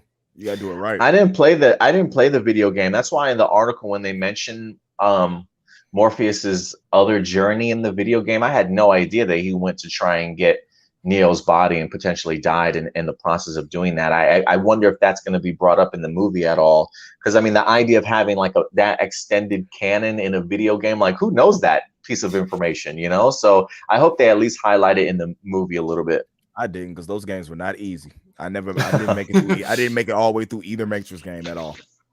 So something I thought was oh, sorry. No, go ahead.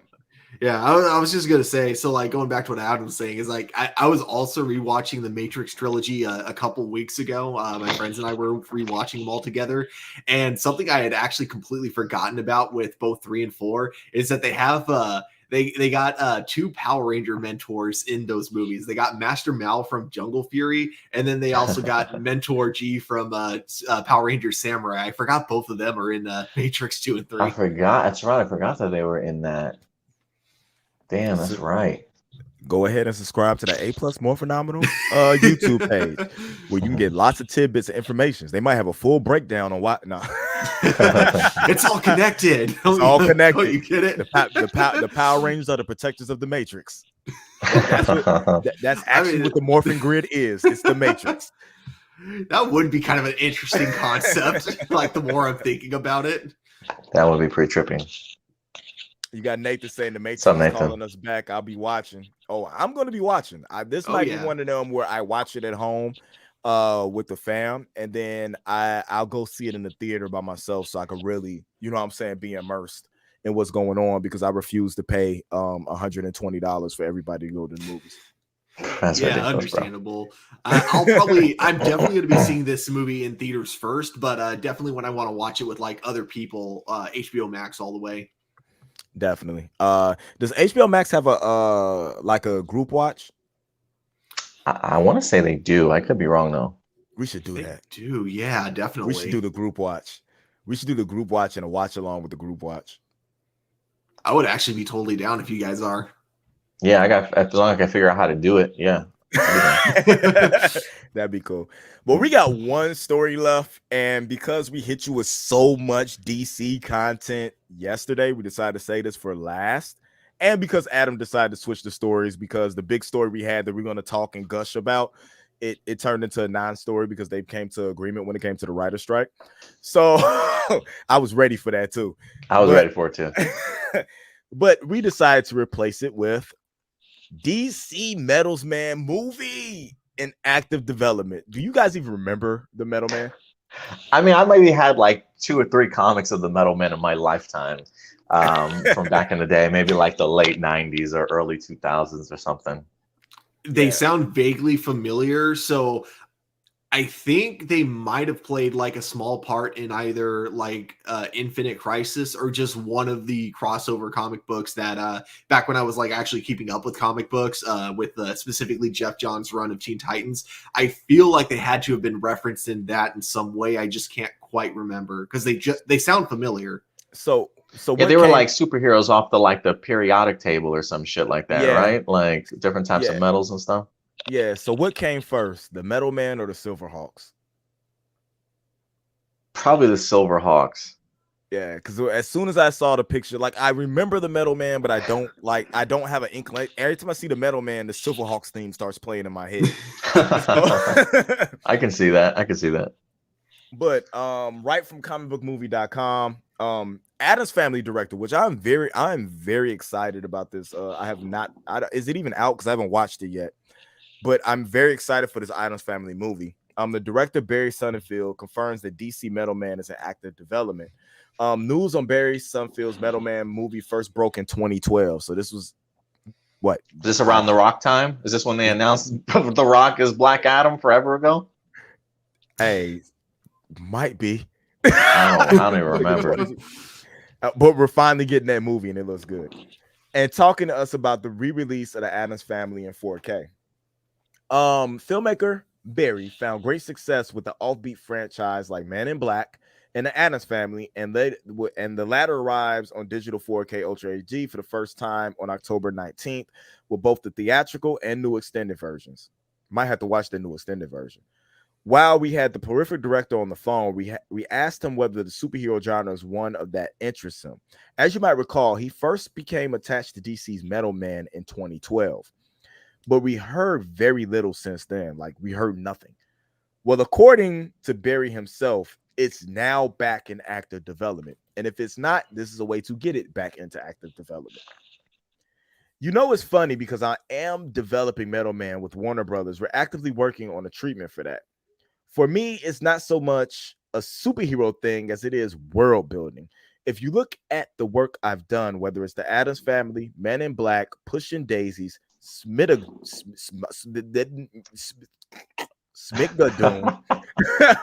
or a series of unfortunate events, my tongue would not form to say that word. It's all about creating a world, an unusual, slightly off-kilter, quirky, different kind of world. That's what I love doing. It's not specifically necessarily superhero, but even in Metal Man that I'm developing is going to be a very specific kind of world. It's a real world because I always like things to be reality based, but slightly with a tilt to that. It all started with the Addams Family, which is both real but slightly pushed. For those unfamiliar with Metal Man, they were created by a scientist called Dr. William Magnus. Each of his 6 robots were created from a single chemical element with qualities that are reflected in their personalities, abilities, and names. They've been reinvented on multiple occasions in the recent years, so that there's lots that Sonnenfeld can pull from the comics inspirations. Warner Brothers expanded DC slate in a big way these past few years, with Superman Project heading to HBO Max, as we see Batgirl starring Leslie Grace. With that in mind, an obscure property like Metal Man could quite easily find a home on a streaming service rather than theaters.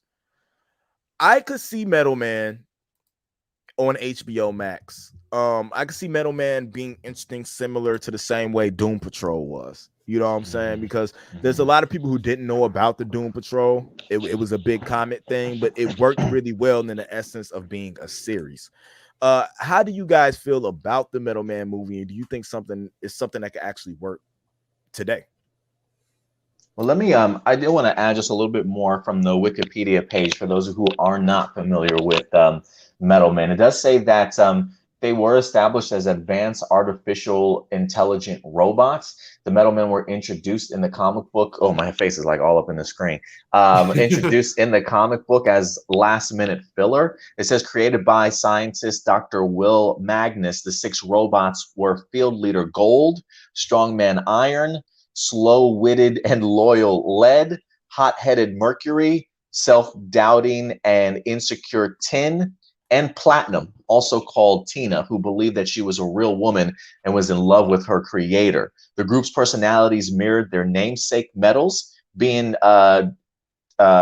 dictated by devices called response meters. Each metal man also possessed abilities that reflected their traits of their namesake metal. Gold could stretch his form almost infinitely. Iron was super strong. Lead could block harmful radiation by morphing into thick shields. Mercury could melt and pass through small spaces before reforming, while platinum and tin could stretch, flatten, or spin into fine filaments. I do think that this series, this movie or series could probably do pretty well over on HBO Max. I think what the director brings, Barry Sonnenfeld, I mean, he's absolutely right. When you think of movies like Men in Black, Men in Black, Addams Family, and things like that.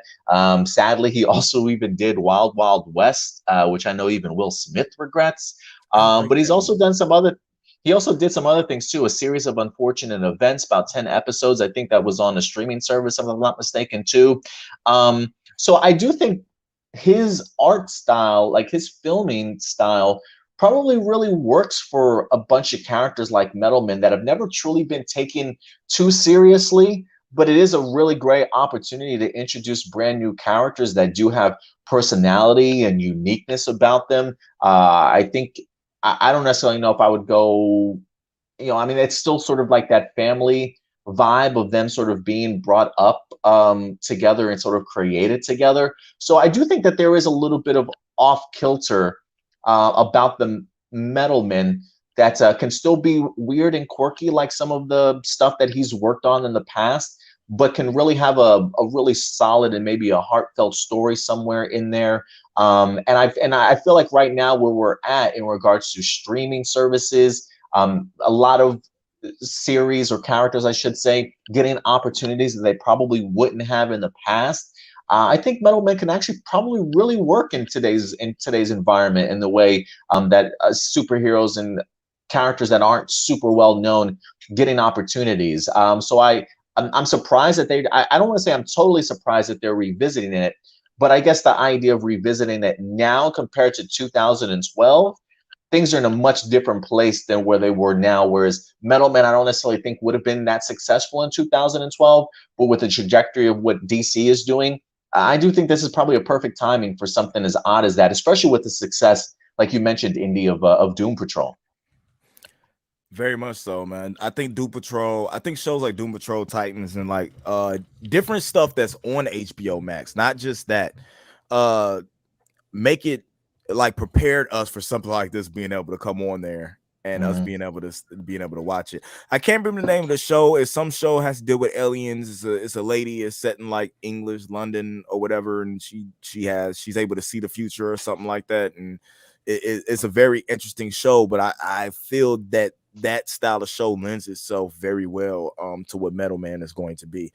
Plus, I mean, I done seen shows with superhero monkeys. If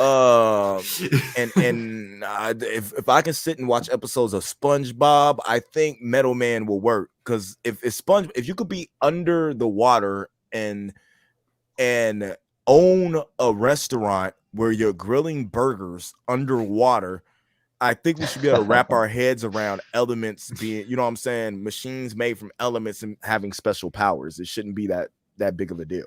Yeah, and they all have pretty unique personalities too. So I think they could really work these days.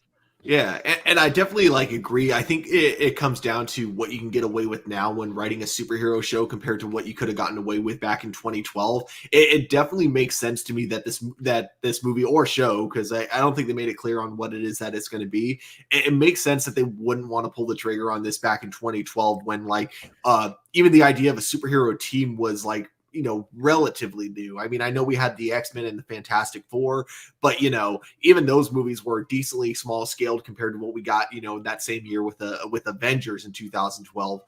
So it makes sense why Warner Brothers would be hesitant on it, especially with a franchise that not a lot of people are super familiar with. But yeah, like looking at it now, you know, you guys bring up Doom Patrol and just like all the other really strange shows that we have now when it comes to superheroes. I mean, Loki, when you really think about Loki, it is one of the most bizarre shows out there, you know, and audiences love it. You can get away with telling really bizarre stories around these really bizarre concepts as long as you have the right characters to really ground it for you. And I think that's why Doom Patrol is so successful, because as bizarre as it gets, as much as it loves to get so comic book accurate when it comes to a lot of its characters and when it comes to a lot of the world building, I feel like the characters' personalities and just who they are, you know, they create a very relatable environment. So it's like even when the show gets weird, they can ground it all for you and make you feel like you're part of this bizarre world with them. And yeah, if you have a director like this, and I think a lot of his movies he's done and TV shows are really good. I've actually never seen Wild Wild West, but I've seen all the Men in Black movies, and I love those movies to death. Even the second one, I actually don't think it's as bad as people say. And of course, I actually really liked Series of Unfortunate Events. I think like it was actually a really That was on Netflix, right? Yeah, exactly. Yeah. I definitely recommend checking that series out. It's it has a lot of very dark humor in it. It's basically dark humor, but like for kids. But it does it really well, and it's very well directed. So, you know, I do think he has what it takes basically to bring the bizarreness of like a lot of you know, his ideas and bring them into like a really nice reality that we can all believe. And sorry, last thing I'll say, even though I haven't seen Wild Wild West, I do know from a lot of behind the scenes stuff, like a lot of the reasons people didn't like that movie, it's not necessarily his fault. Like it kind of came down to the producers of the film really wanted him to add a bunch of things that he wasn't a fan of, apparently. I actually liked Wild Wild West. I thought it was an interesting. I love the soundtrack. Movie. The soundtrack was good. I like the concept of the big towering spider base. You know what I'm saying? It was different stuff that I like. Them getting buried from the neck down and the thing. Like it's stuff in that movie I liked. I think the problem that I had with it is just like you said, they were trying to put too much into the movie and they didn't just let it live for itself. But I say that to say this: all of us watch Big Bad Beetleborgs, right? Actually, no, believe it or not. I only watched it like after high school when I was like kind of watching when my friends and I just had this thing where we would just watch really bizarre things on Netflix and make fun of it. Yeah, I always do myself like this. If I watch shows like that and then the premise of a movie, you know what I'm saying, isn't sillier than that stuff I watched, I always give it a chance. Oh, like yeah. if you're going beyond that, I'm probably not going to touch you, but that's not as wacky as what Big Bad Beetleborgs was. So I'm probably going to check out Metal Man and see what it does. And if they do it right, it could be something that's very interesting. And not only because that's something that we got, the periodic table is something we got away from in schools and stuff like that. Maybe it's something they could bring back to get kids interested in stuff like that again, you know? Yeah, no, I definitely agree. I will be interested to see if anything who's working the script. I don't think they mentioned it in the article. I don't even know if he's the script guy also. But as far as director goes, yeah, I think he's a perfect choice for this this movie. So while it's in active development, we'll see if they truly do pull the trigger and we get more details in the future. But I think they might have something special here. He actually hasn't written any actual scripts. He wrote Secret Agent Man, but he's more created, or he's credited as the creator of the show, meaning he probably didn't even write the individual episode. So it looks like he only directs. Okay. Yeah. So yeah. That's good choice. Better. Good choice. That's even better if somebody else writes it. Get some of the writers from Doom Patrol, man. And have them cross over with Doom Patrol. Honestly, fun. Yeah, why not? I would be down for that. I'd be Yeah, down for that. have Robot Man looking at them like, I wish I could do that. Like that'd be crazy. But that is the last article that we have for you to get today, guys. Adam, are you able to pull up the live viewer questions? Yeah, I got them open on my my computer here. While I haven't been able to link up through my computer to StreamYard, I can pull the questions for us. So let me go ahead and get that ready. Hold on one second. While you go through that, we got Marcelino who just said, I saw a little bit of DC Fandome, but I left because the chat got a little toxic. Everyone kept bashing anything that wasn't Black Adam, Flash, or Batman. I mean, people are gonna do that. Don't not watch something that you enjoy because people in the, you could turn the live chat off. You don't have to be in the chat. Like there's a button over there that you just click, you turn the smiley face to a sad face, and it just cuts the chat off. You could just watch and enjoy what's going on. Yeah, it's really funny because like I think it just comes down to the people who are there to watch and have a good time are not likely to put stuff in the chat room as much. Whereas you get like the trolls who just want to see like the big things that Marcelino mentioned in the chat, the Flash, Black Adam, and Batman. Those are like the only things they're there for. And it's like if that's all you're there for, rather than just harassing the chat monitor or moderators on the channel, how about you just like wait till those trailers like actually drop on YouTube, then you can just watch them individually and not have to worry about other people, just trying to enjoy all of DC Fandome. Let's see here. We got some questions. Jessica Friedman coming through as always. Appreciate it, Jessica. When do you think Stargirl will cross over with an Arrowverse show? And would you like to see? And what would you like to see in the Armageddon crossover? Would you consider the John Wesley ship as the Flash as a crossover for Stargirl, or when do you think we'll get an actual bigger and official one? I think it's going to happen for the 10-year anniversary of the Arrowverse, so next year. I don't think it'll happen this year because, again, COVID restrictions can keep coming and going. So I think all the writers, and that's why I think they did Armageddon to start off the CW shows, is because they wanted to get it done now when they knew they could do it, rather than waiting until their usual episodes, like eight episodes in is what they usually wait for, and then for all they knew, COVID restrictions could go back up, and then they wouldn't be able to film it. So yeah, I think next year when they know for a fact it's not going to be a factor, that's when they're definitely going to be having the cast of Stargirl coming in for like a 10-year anniversary crossover. That's my prediction. I wonder if that 10-year anniversary, if it's just going to be like bringing her into the Arrowverse, but it's like all new people. Like there's like no veterans there anymore. It'll just feel super weird. Like I would like to see her at least with a veteran. And so I'm assuming that's only Barry. So Sarah. I guess that's assuming like Barry. Oh, Sarah. Yeah, that's true too. Sarah too.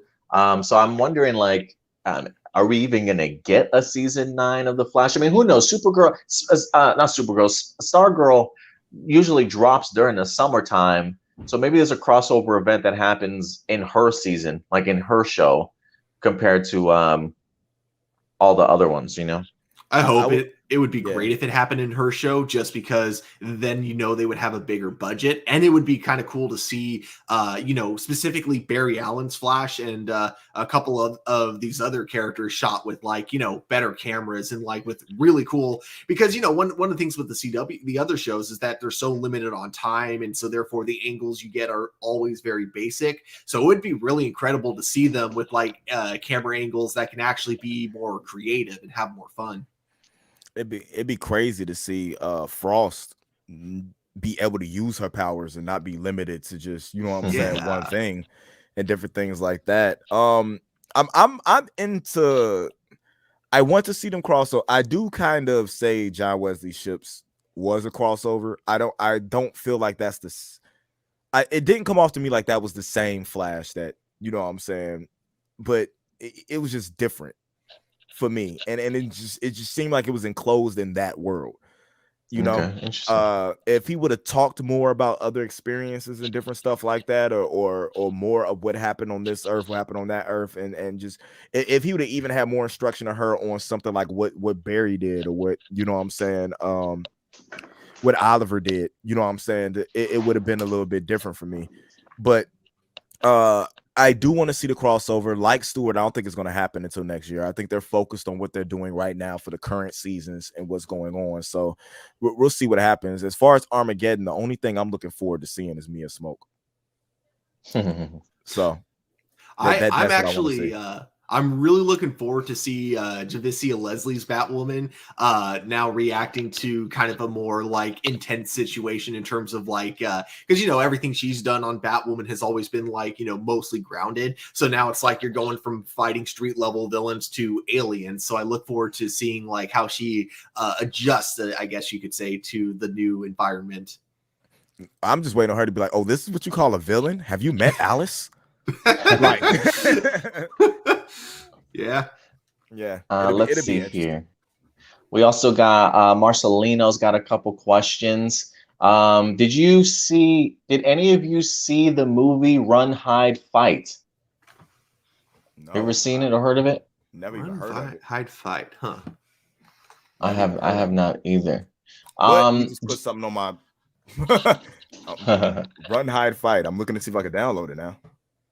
Do you think one of the advantages that Netflix's Cowboy Bebop has is that unlike most other animes, the anime it's adapted from doesn't have characters with crazy superpowers that should not work in real life? Characters don't say the names of their attacks. Characters don't use cartoon like physics for comedy, and the world the series is set in isn't a world that needs to be explored, but built upon or have any kind of world building.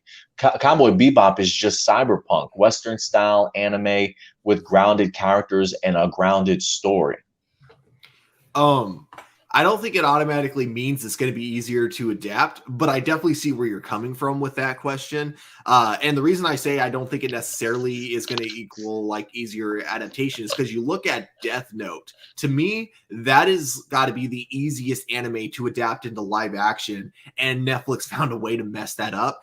But with this being a TV show, I think that's what's actually going to give them a bigger advantage more than anything, is that they actually have a lot more room to, give to character development, give you like more reasons to care about the characters, and to like kind of flesh them out more, so you don't have to like take any shortcuts like they did in the Death Note movie when it came to like a lot of the character development. I felt like it was a lot of it was cheapened, and a lot of the things they took out from the anime, it felt like they only took it out because they had to shorten the runtime, but like in taking those things out, you kind of missed what made the anime so good to begin with. So I don't think they'll have to do that with Cowboy Bebop, with it being a TV show. Just a heads up, Adam.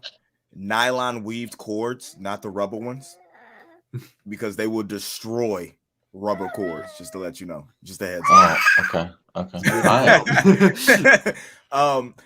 No, I honestly think when they talk about powers and abilities, the best thing that happened that they did was, I think the Bleach adaptation gets overlooked a lot, because I really feel like that was done very well compared to other stuff. Yeah, the Bleach one, right? The Bleach one was good. I think Cowboy Bebop, like you said, is honestly going to fare off better from being episodic rather than being a movie, because like you said, they can actually build those stories. And another thing with Cowboy Bebop is that it wasn't a very long anime. Mm-hmm. It was only like 40 something episodes, so they're not even it was 26. Yeah, so it's not trying to adapt a series like Death Note, which was seasons, you know what I'm saying, of content into one movie. So that's honestly what they're gonna be able to do, because 26 episodes, even if they drop it down to like 18 to tell the whole story or something like that, it's going to come off a lot better than trying to adapt an entire series into a movie. Oh yeah, definitely. And I mean, Cowboy Bebop had filler episodes, so they don't like have to directly adapt every single episode. They can kind of take whatever liberties they really want and just adapt the ones that were really like plot relevant. Mm-hmm. And a backup question for him. He says, could you name a bad or underwhelming movie that you think could have been better if it had a longer runtime. He says, for example, I like Birds of Prey movie, but I think one thing that could have benefited in a big way would had the movie be 2 hours and 30 minutes instead of 1 hour and 45 minutes.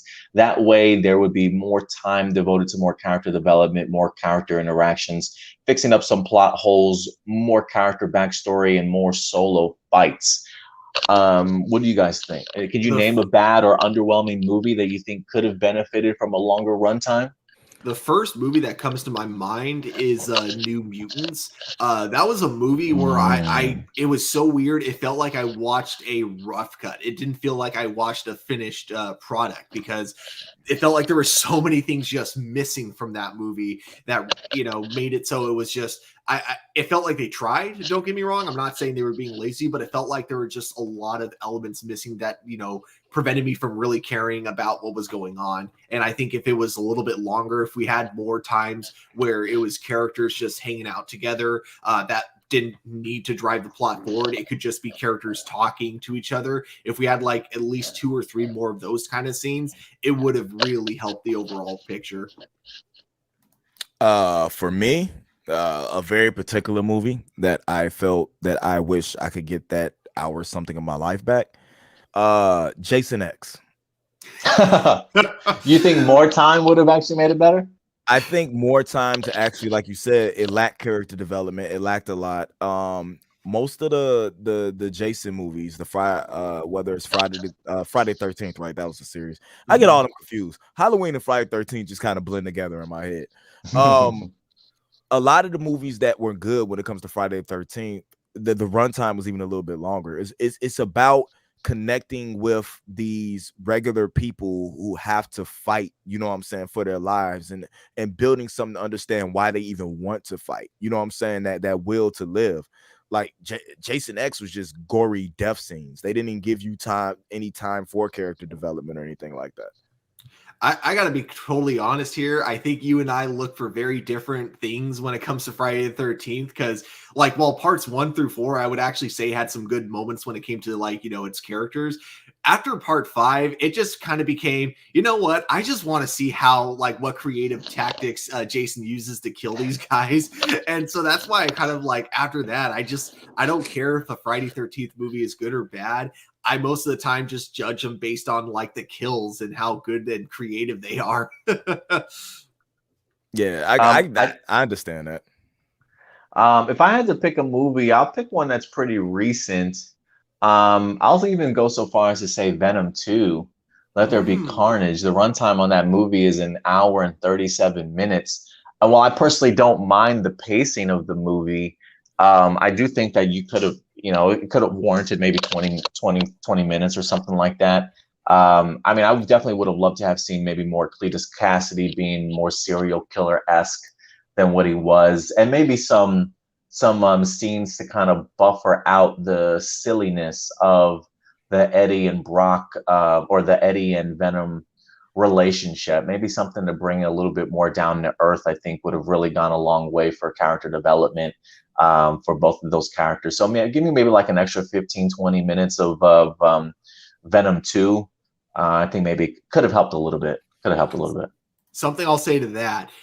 When I was watching that movie in theaters, a lot of times when it comes to comedies, my biggest complaint is when a joke drags way too long and then suddenly it stops being funny. It's why I wasn't the biggest fan of a lot of jokes in Guardians of the Galaxy 2. But that said, there was one scene in Venom 2, I wish they kept the joke going a little bit longer because I feel like they cut it right as it got really funny. That was the bathroom scene where it was Eddie and Venom in the stall and you had someone in the stall next to them just listening to everything going on. I'm like, oh, I wish they kept that gag going just a little bit longer, but it seems like they just kind of cut the scene right when it was about to get really funny. But you know what makes me laugh, and the issue that I have with the movie is that you literally just refer to it as a comedy film, my guy. It's Venom, bro. It's Venom and Carnage. What are we doing here? That's the issue that I had with the movie, is that it turns Venom into a comedy act, and I'm just what are we doing here, guys? It might work for some people. But that's just not my Venom. I can't roll with that. I think it was Sony trying to replace Spider-Man, and they literally gave Venom, Peter Parker's personality. They gave the symbiote Just- Peter Parker's personality. Sony, just do me a favor. Just Peter just Parker, stop with the but you Venom, wanna eat Sony. brains. Just stop with the Venom. Yeah. Just I think stop with that's the Venom, Sony. I think that's going to change when you see Spider-Man come into the world. I think you're going to see the Venom that you want, because I think you're going to see a jealousy spark. You know what I'm saying? And then that whole comedy aspect, the part that made us relate to Eddie Brock, you're going to see that leave, and Well, I it's going to think- become something else. I think it's just because, like, okay, I'm going to get some And it's hate not here and it's from not a lot even the of fact fans. that it. Okay, go ahead. Okay, sorry. I was just gonna say, I think if they tried making Venom comic book accurate, but then also making him the main character, I think that could get boring. Honestly, Well, that's just my I get opinion. that. No, I get that, but the thing I'm asking for is just balance. Mhm. You know, Venom 2 went full on comedy skit here, Facts. whereas Oh my Venom God, it's a 1 red I felt one. at least had, yeah, at least and dropping a mic at a DJ, like at a club, like what are we doing here? Like, it's one of those things where it's like, and you're right, Stuart, it could get boring, but that's where the balance of storytelling comes into play. There's nothing wrong with jokes and comedy here or there, but it's got to be a balanced film in that regards. Because to me, again, like I said, it just felt like an Odd Couple, Perfect Strangers sort of sitcom comedy that we're getting here in this movie. And I just would have liked a little bit more balance in the film is all, is really what I'm saying. I think it could have been helped if we had actual flashbacks to Cletus Cassidy. Because one thing I was kind of curious about was he came off as a dude that wasn't as abused as he claims he was, but you know, he would constantly say that to himself to justify his actions, and that would have been kind of an interesting twist if they had gone with that. I think if you had more, it's just crazy to me the different personalities in the symbiotes compared to where the comics are taking them now. Where the symbiotes are almost like heroes that were trapping, you know what I'm saying? Like no, the symbiote god. I do like the fact that they got into more of the mind meld, you know what I'm saying, and stuff going on to let them learn more about the past of the symbionts and how they could possibly encounter, you know what I'm saying, a multiverse of knowledge, because the symbiotes are all connected. But like you guys said, it was the entire movie to me was one big joke. Even like the scene I said, oh my God, it's a red one. If you come back out, I will let you eat everyone. Okay, like everyone. like I'm looking at that scene. I was like, oh my God. Like I was ready to just get up and leave. Like it and I enjoyed the movie, but some of the stuff was just so fan pleasing, you know what I'm saying, to the non-comic fan, to try to get kids to, we have to keep this PG-13 because we're trying to make kids happy. Like just make a friggin' Venom movie. Look at what they did with Logan and make a Venom movie. That's all you have to do. Yeah, no, I definitely agree. I think somebody, I don't know if can I pull it up on my side? Nathan Moore. He says, I think that Sony felt like it worked the first film, so they leaned all the way into it. Yeah, no joke. And it did work for me in the first film. I absolutely loved it. And that was something I was looking forward to in the second one. I just didn't know I was going to get so much of it, to the point of Venom just became so irritating and just like, I mean, Venom's got more lines than anybody else in this movie. Like just the idea of seeing him cook breakfast and get things ready for Eddie Brock and stuff. I mean, it definitely was funny, but it was just too much of it. I get the idea that it worked in the first one, but that doesn't mean go overboard. So I would have just liked more balance. That's all. The symbiote came off as the annoying little brother that won't leave you alone. Shut up, bro. Like, would you stop talking? Yeah, I can definitely see that. like Eddie's just trying to figure out ways to separate from it. Like, I can't wait till I get ready. I can't wait till I go. That's how I felt the whole time. Like, please. All right. Next couple questions here. This is from AJ. Appreciate it, AJ. He says, for the 100th episode of Legends of Tomorrow, how do you think the show will explain and handle the return of many past characters that have been killed off?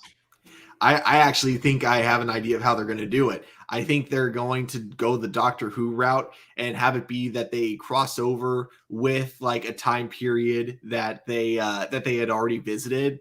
But in order to make sure they keep continuity, they're going to erase their past selves' memory from this big event.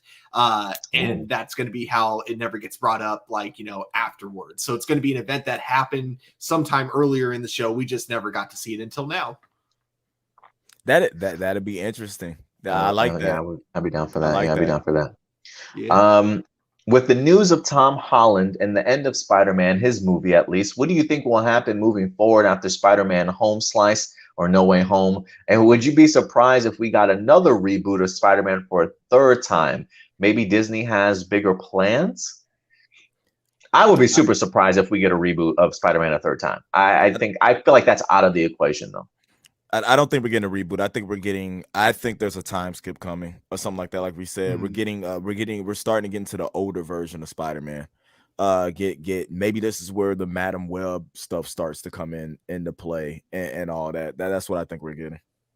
I think, I guess more than anything, I actually hope this is the route they take. I think the Spider-Man movies are still going to be in the MCU going forward. They're going to be a lot more standalone, though. They're going to feel a lot more like, not tonally, but I think like they're going to feel a lot more like the Netflix Marvel shows in terms of like how separate it is from everything else going on in the MCU. And I think that's how Sony's going to handle their side of Marvel. Like they may reference events every once in a while if it's like a big, event that affects, like, of course, everyone on Earth. You kind of have to, but I think that's as far as it's going to go. And I think it's going to be kind of, you're not going to get that much crossover after this last Spider-Man movie. Yeah, because Tom Holland Spider-Man was handheld from the beginning. He's going from Tony to Doctor Strange. Like he's literally handheld through the MCU. It is time for him to go stand on his own and become his own hero. Mm-hmm. Yeah, I mean, we got Well, I don't want to spoil the post-credit scene for people that haven't seen Venom 2, but yeah, we'll see what happens. It's been 2.5 weeks. They should have saw it by now. Yeah. Yes, that's true too.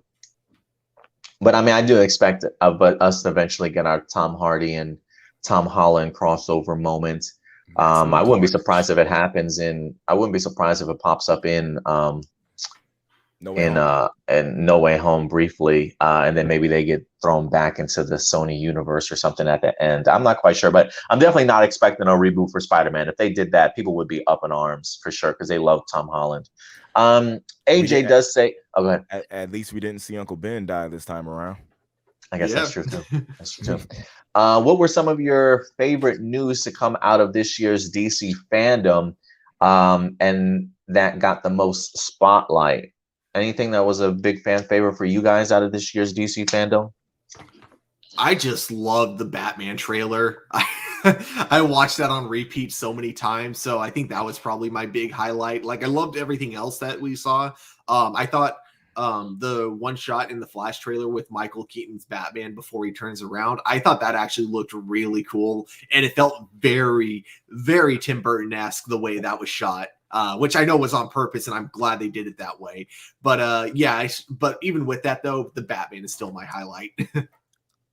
Black Adam will be the biggest character in the DCEU. Mm-hmm. He is the thing moving forward. Honestly, I could totally see that. I mean, Dwayne Johnson alone. Henry Cavill.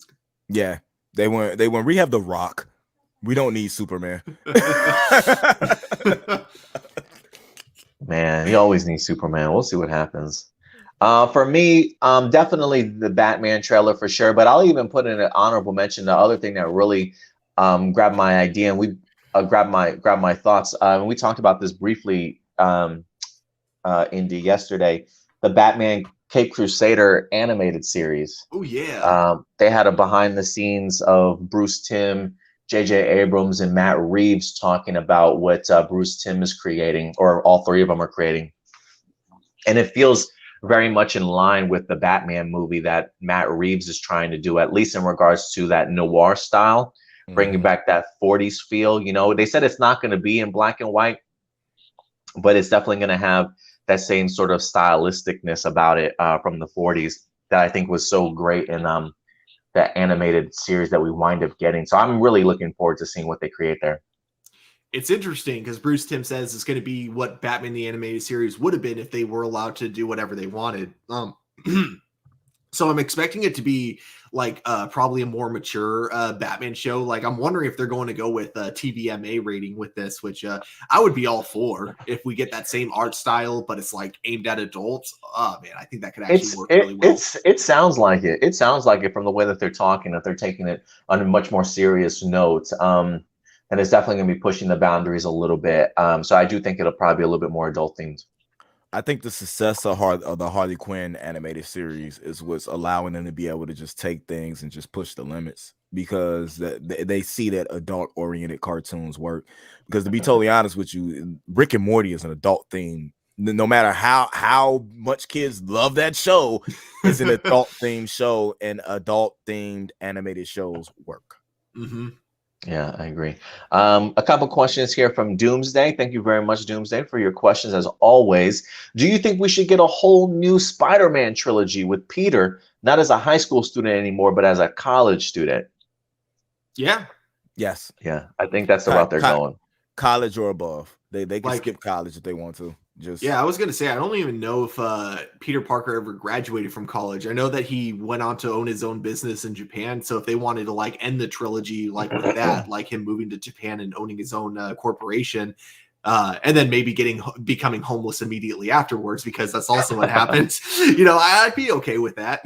Yeah, that would be an interesting aspect of his life to go ahead and do. I would be okay with them going back to college for him.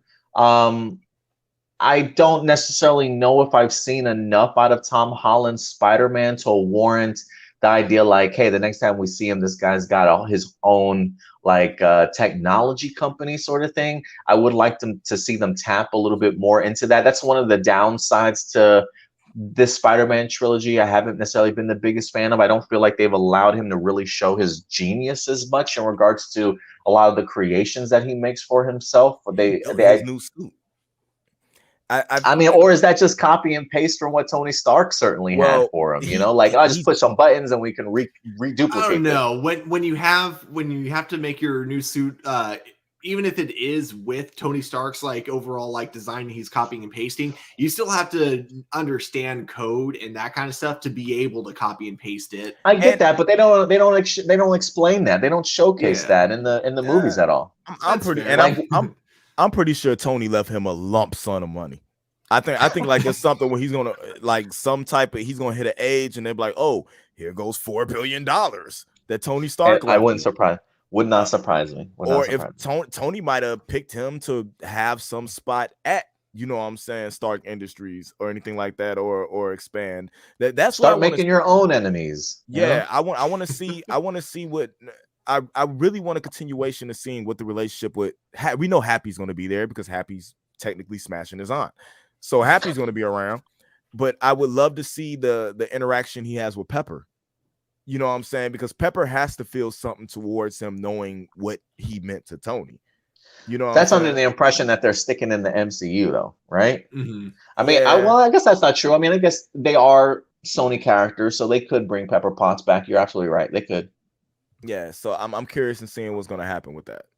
Well, is he a character? I don't know. I don't know if that's under the umbrella of Spider-Man characters that Sony owns or not. I don't think so, because she's not even a comic book character, is she? I thought she was only in the Pepper Potts. I think she's in. Yeah, she's in the MCU. She's in the. She's a comic book character on Iron Man side. Yeah. Yeah, they're just gonna snatch the Spider-Man that was in the What If episode when everybody was dead and just pop him in another universe. That's what they're gonna do. That way the whole world was dead to him anyway. The next question is for you, Indy. He says, based on the name Captain America, the Winter Soldier, who do you originally think was going to be the main antagonist, Bucky Barnes or Alexander Pierce? Bucky Barnes. The minute I heard the Winter Soldier, I went Bucky Barnes. You don't name something the Winter Soldier, and it's like the Winter Soldier isn't the person you're going up against. So that's because I think I think Alexander Pierce was the main antagonist, though, technically, wasn't he? He was the one pulling the strings behind the scenes. But yeah, when you hear the name, just based off of the name, I definitely went in there thinking that Bucky was going to be the overall main villain. Yeah.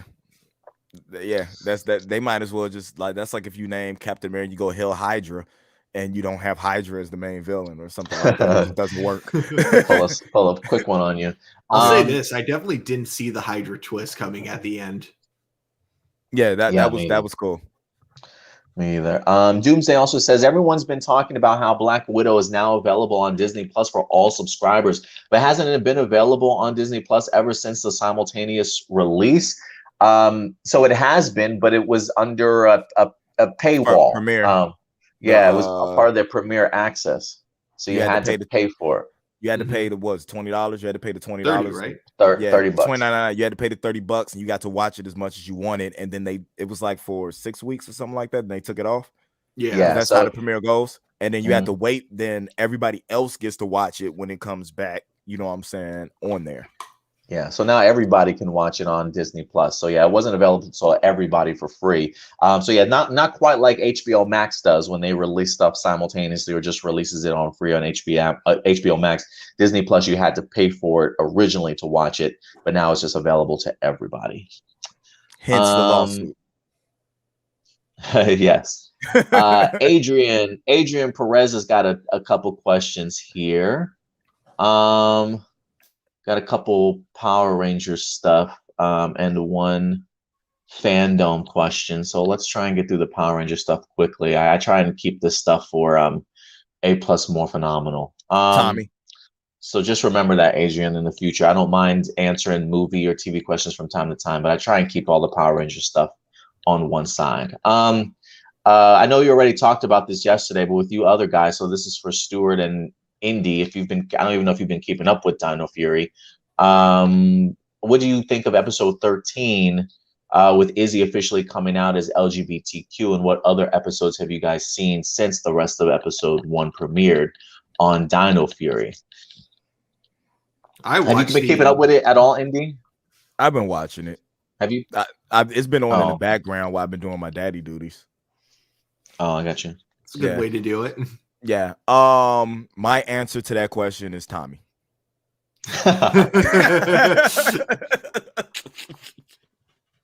No, I think it's a good thing. More inclusion should be had, and the way they did it didn't feel like it was forced. Mm-hmm. Yeah. Yeah. What are you saying? Oh, go ahead. Sorry. Go ahead, Stuart. No, I was just gonna say, I fully agree with that. So like, I've seen all of season 1. I've actually really enjoyed this season overall. But yeah, episode 13, I'm really happy for people who are really excited about seeing that representation finally, like in Power Rangers. And even though it was in the movie, it was one of those things where the movie kind of more implied it than actually doing it directly. But here it's like, you can't even say it's implied anymore. And especially because it's not just in this one episode, like they reference it in a couple of episodes going forward too. So I think, I think it's awesome that they did that. What do you say for some people that one of the arguments or things that I was seeing pop up in our live chat a little bit yesterday was the idea of, but it's a kid's show, guys. Like, why are we trying to push this in a kid's show? And I felt like one of the things I said, the fact that it is a kid's show, I think they executed it pretty flawlessly in regards to being subtle with it, but also it being made aware of, but not a big deal out of it. I felt like if you were going to represent this on a kid show, the way that they handled it in the episode, I thought was as kid glovey as you can get, but like acceptable enough. You know what I mean? But maybe that's just me. I mean, but how do you guys feel about that as concept of some people that feel against it because it's being represented on a kid show?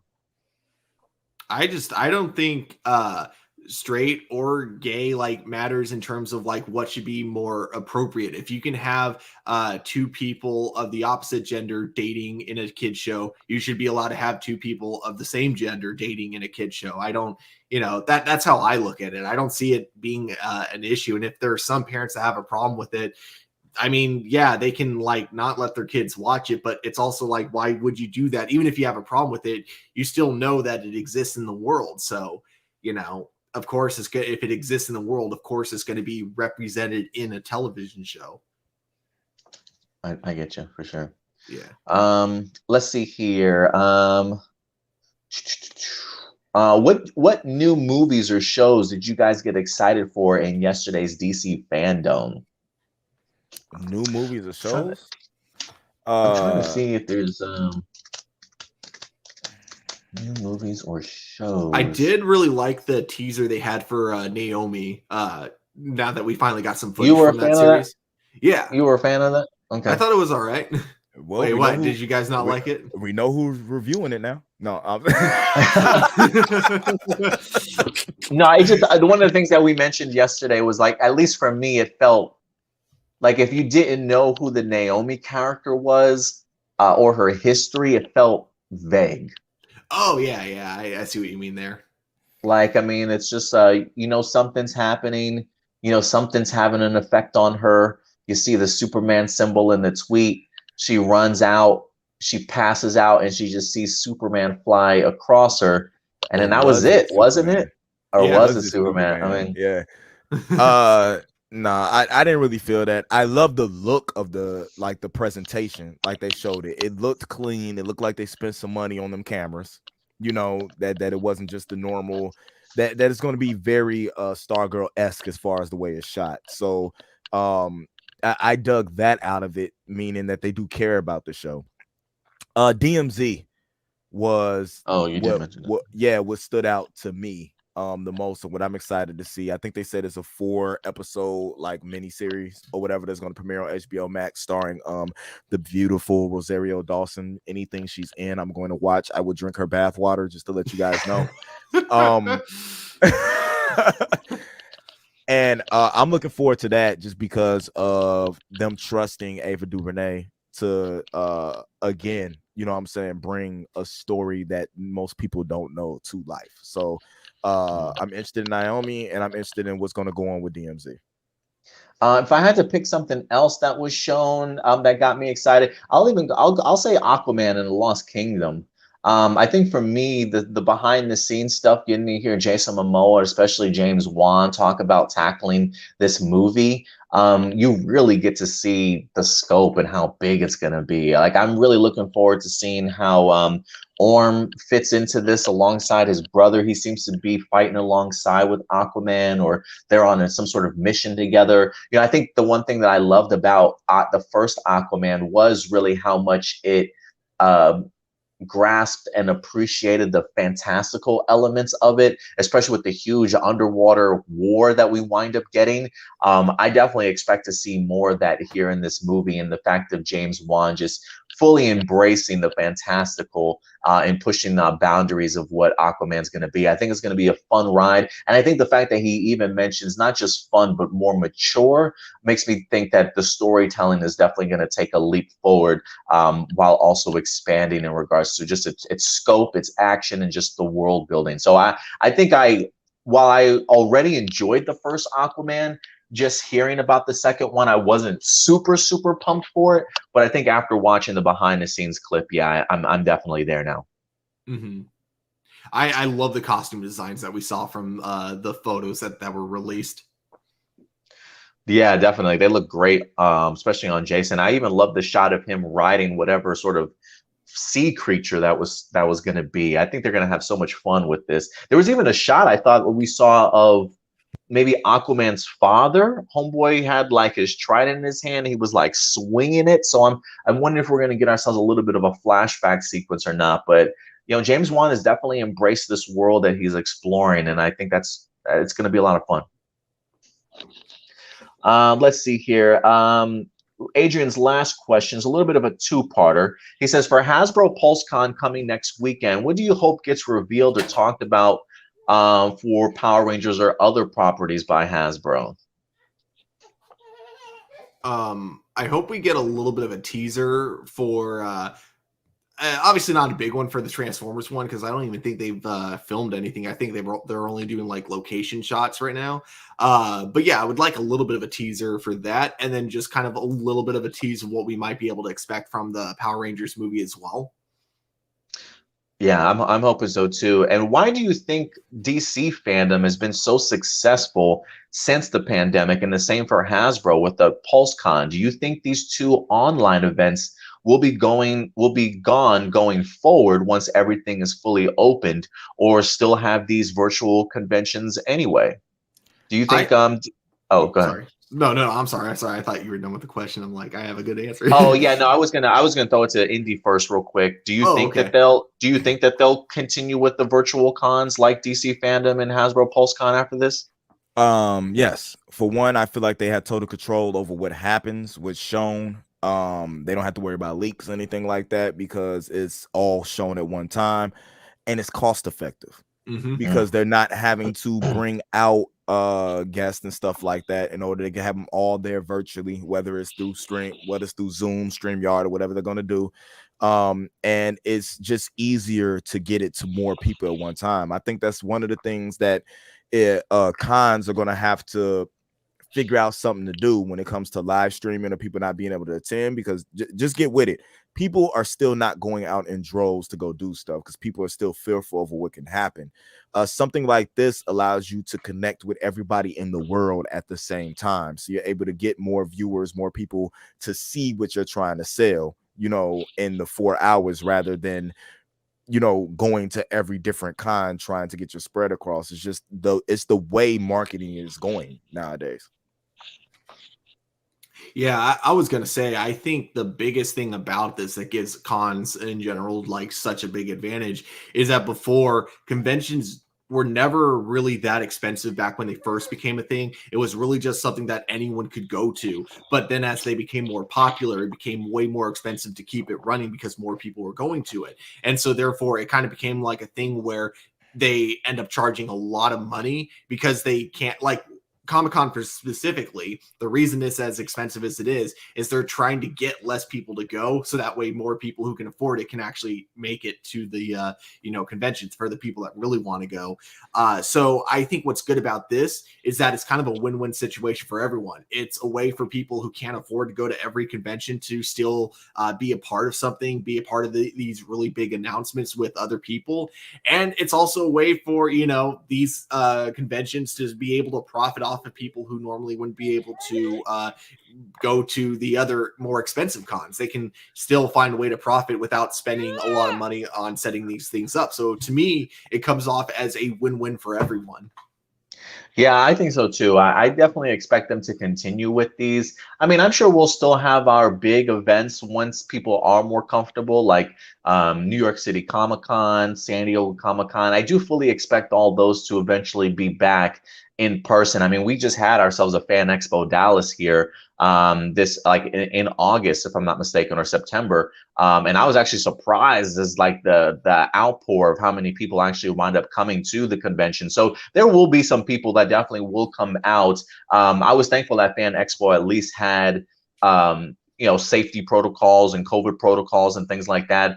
Wearing a mask was mandatory. They were literally handing out a mask to you if you came in without having one. So they definitely felt smart about it. So I do think it'll be a combination of both. I think these virtual conventions do give production companies like Warner Brothers, Disney, to be able to showcase just their stuff. Because when it comes to Disney, I don't remember the last time they fully have been at like a San Diego Comic-Con, right? Like they have their D23 virtual con or meeting and things like that every year or two to unveil all the big stuff that they're certainly doing movie wise. So I can see that happening here with DC Fandom.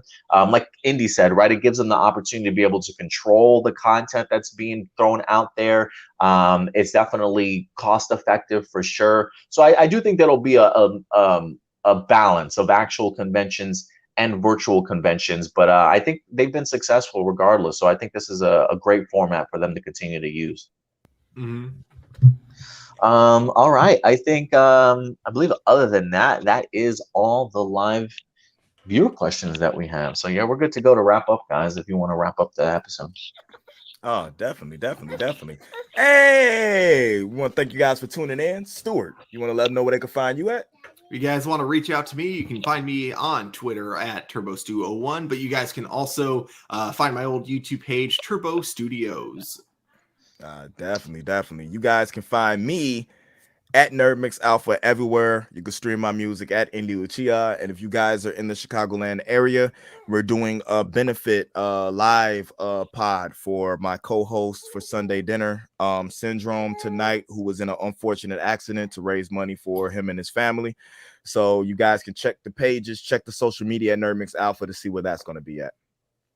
Yes, most definitely, man. And of course, if you guys want to follow us, you can certainly follow us anywhere if you'd like to, right here at APlus Opinions up top, or right back here, APlus Opinions. Very active over on Twitter. Very active over on Instagram, especially our main Facebook page, where you guys can certainly go ahead and find us at. That's where we post all of our news articles throughout the week, posters, trailers, etc., to keep you guys posted and updated throughout the entirety of the week. And then we certainly join you guys back here to certainly talk about some of those topics. So feel free to follow us at APlus Opinions. But other than that, guys, I think that's going to do it for us. So if anything, we'll definitely see you guys next weekend. But in the meantime, do us a big favor.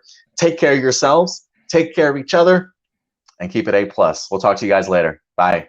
If you enjoy our content and want to be a part of helping our channel grow, become a patron supporter. We have affordable tiers to choose from that offer a variety of exclusive and early access content, from audio files for all of our shows for you to enjoy on the road, access to our Discord community, and plenty of reactions, reviews, character breakdowns, and more. Check us out at patreon.com/aplusopinions. And as always, remember, like, subscribe, and hit that bell notification so anytime we drop a brand new video, you will be notified.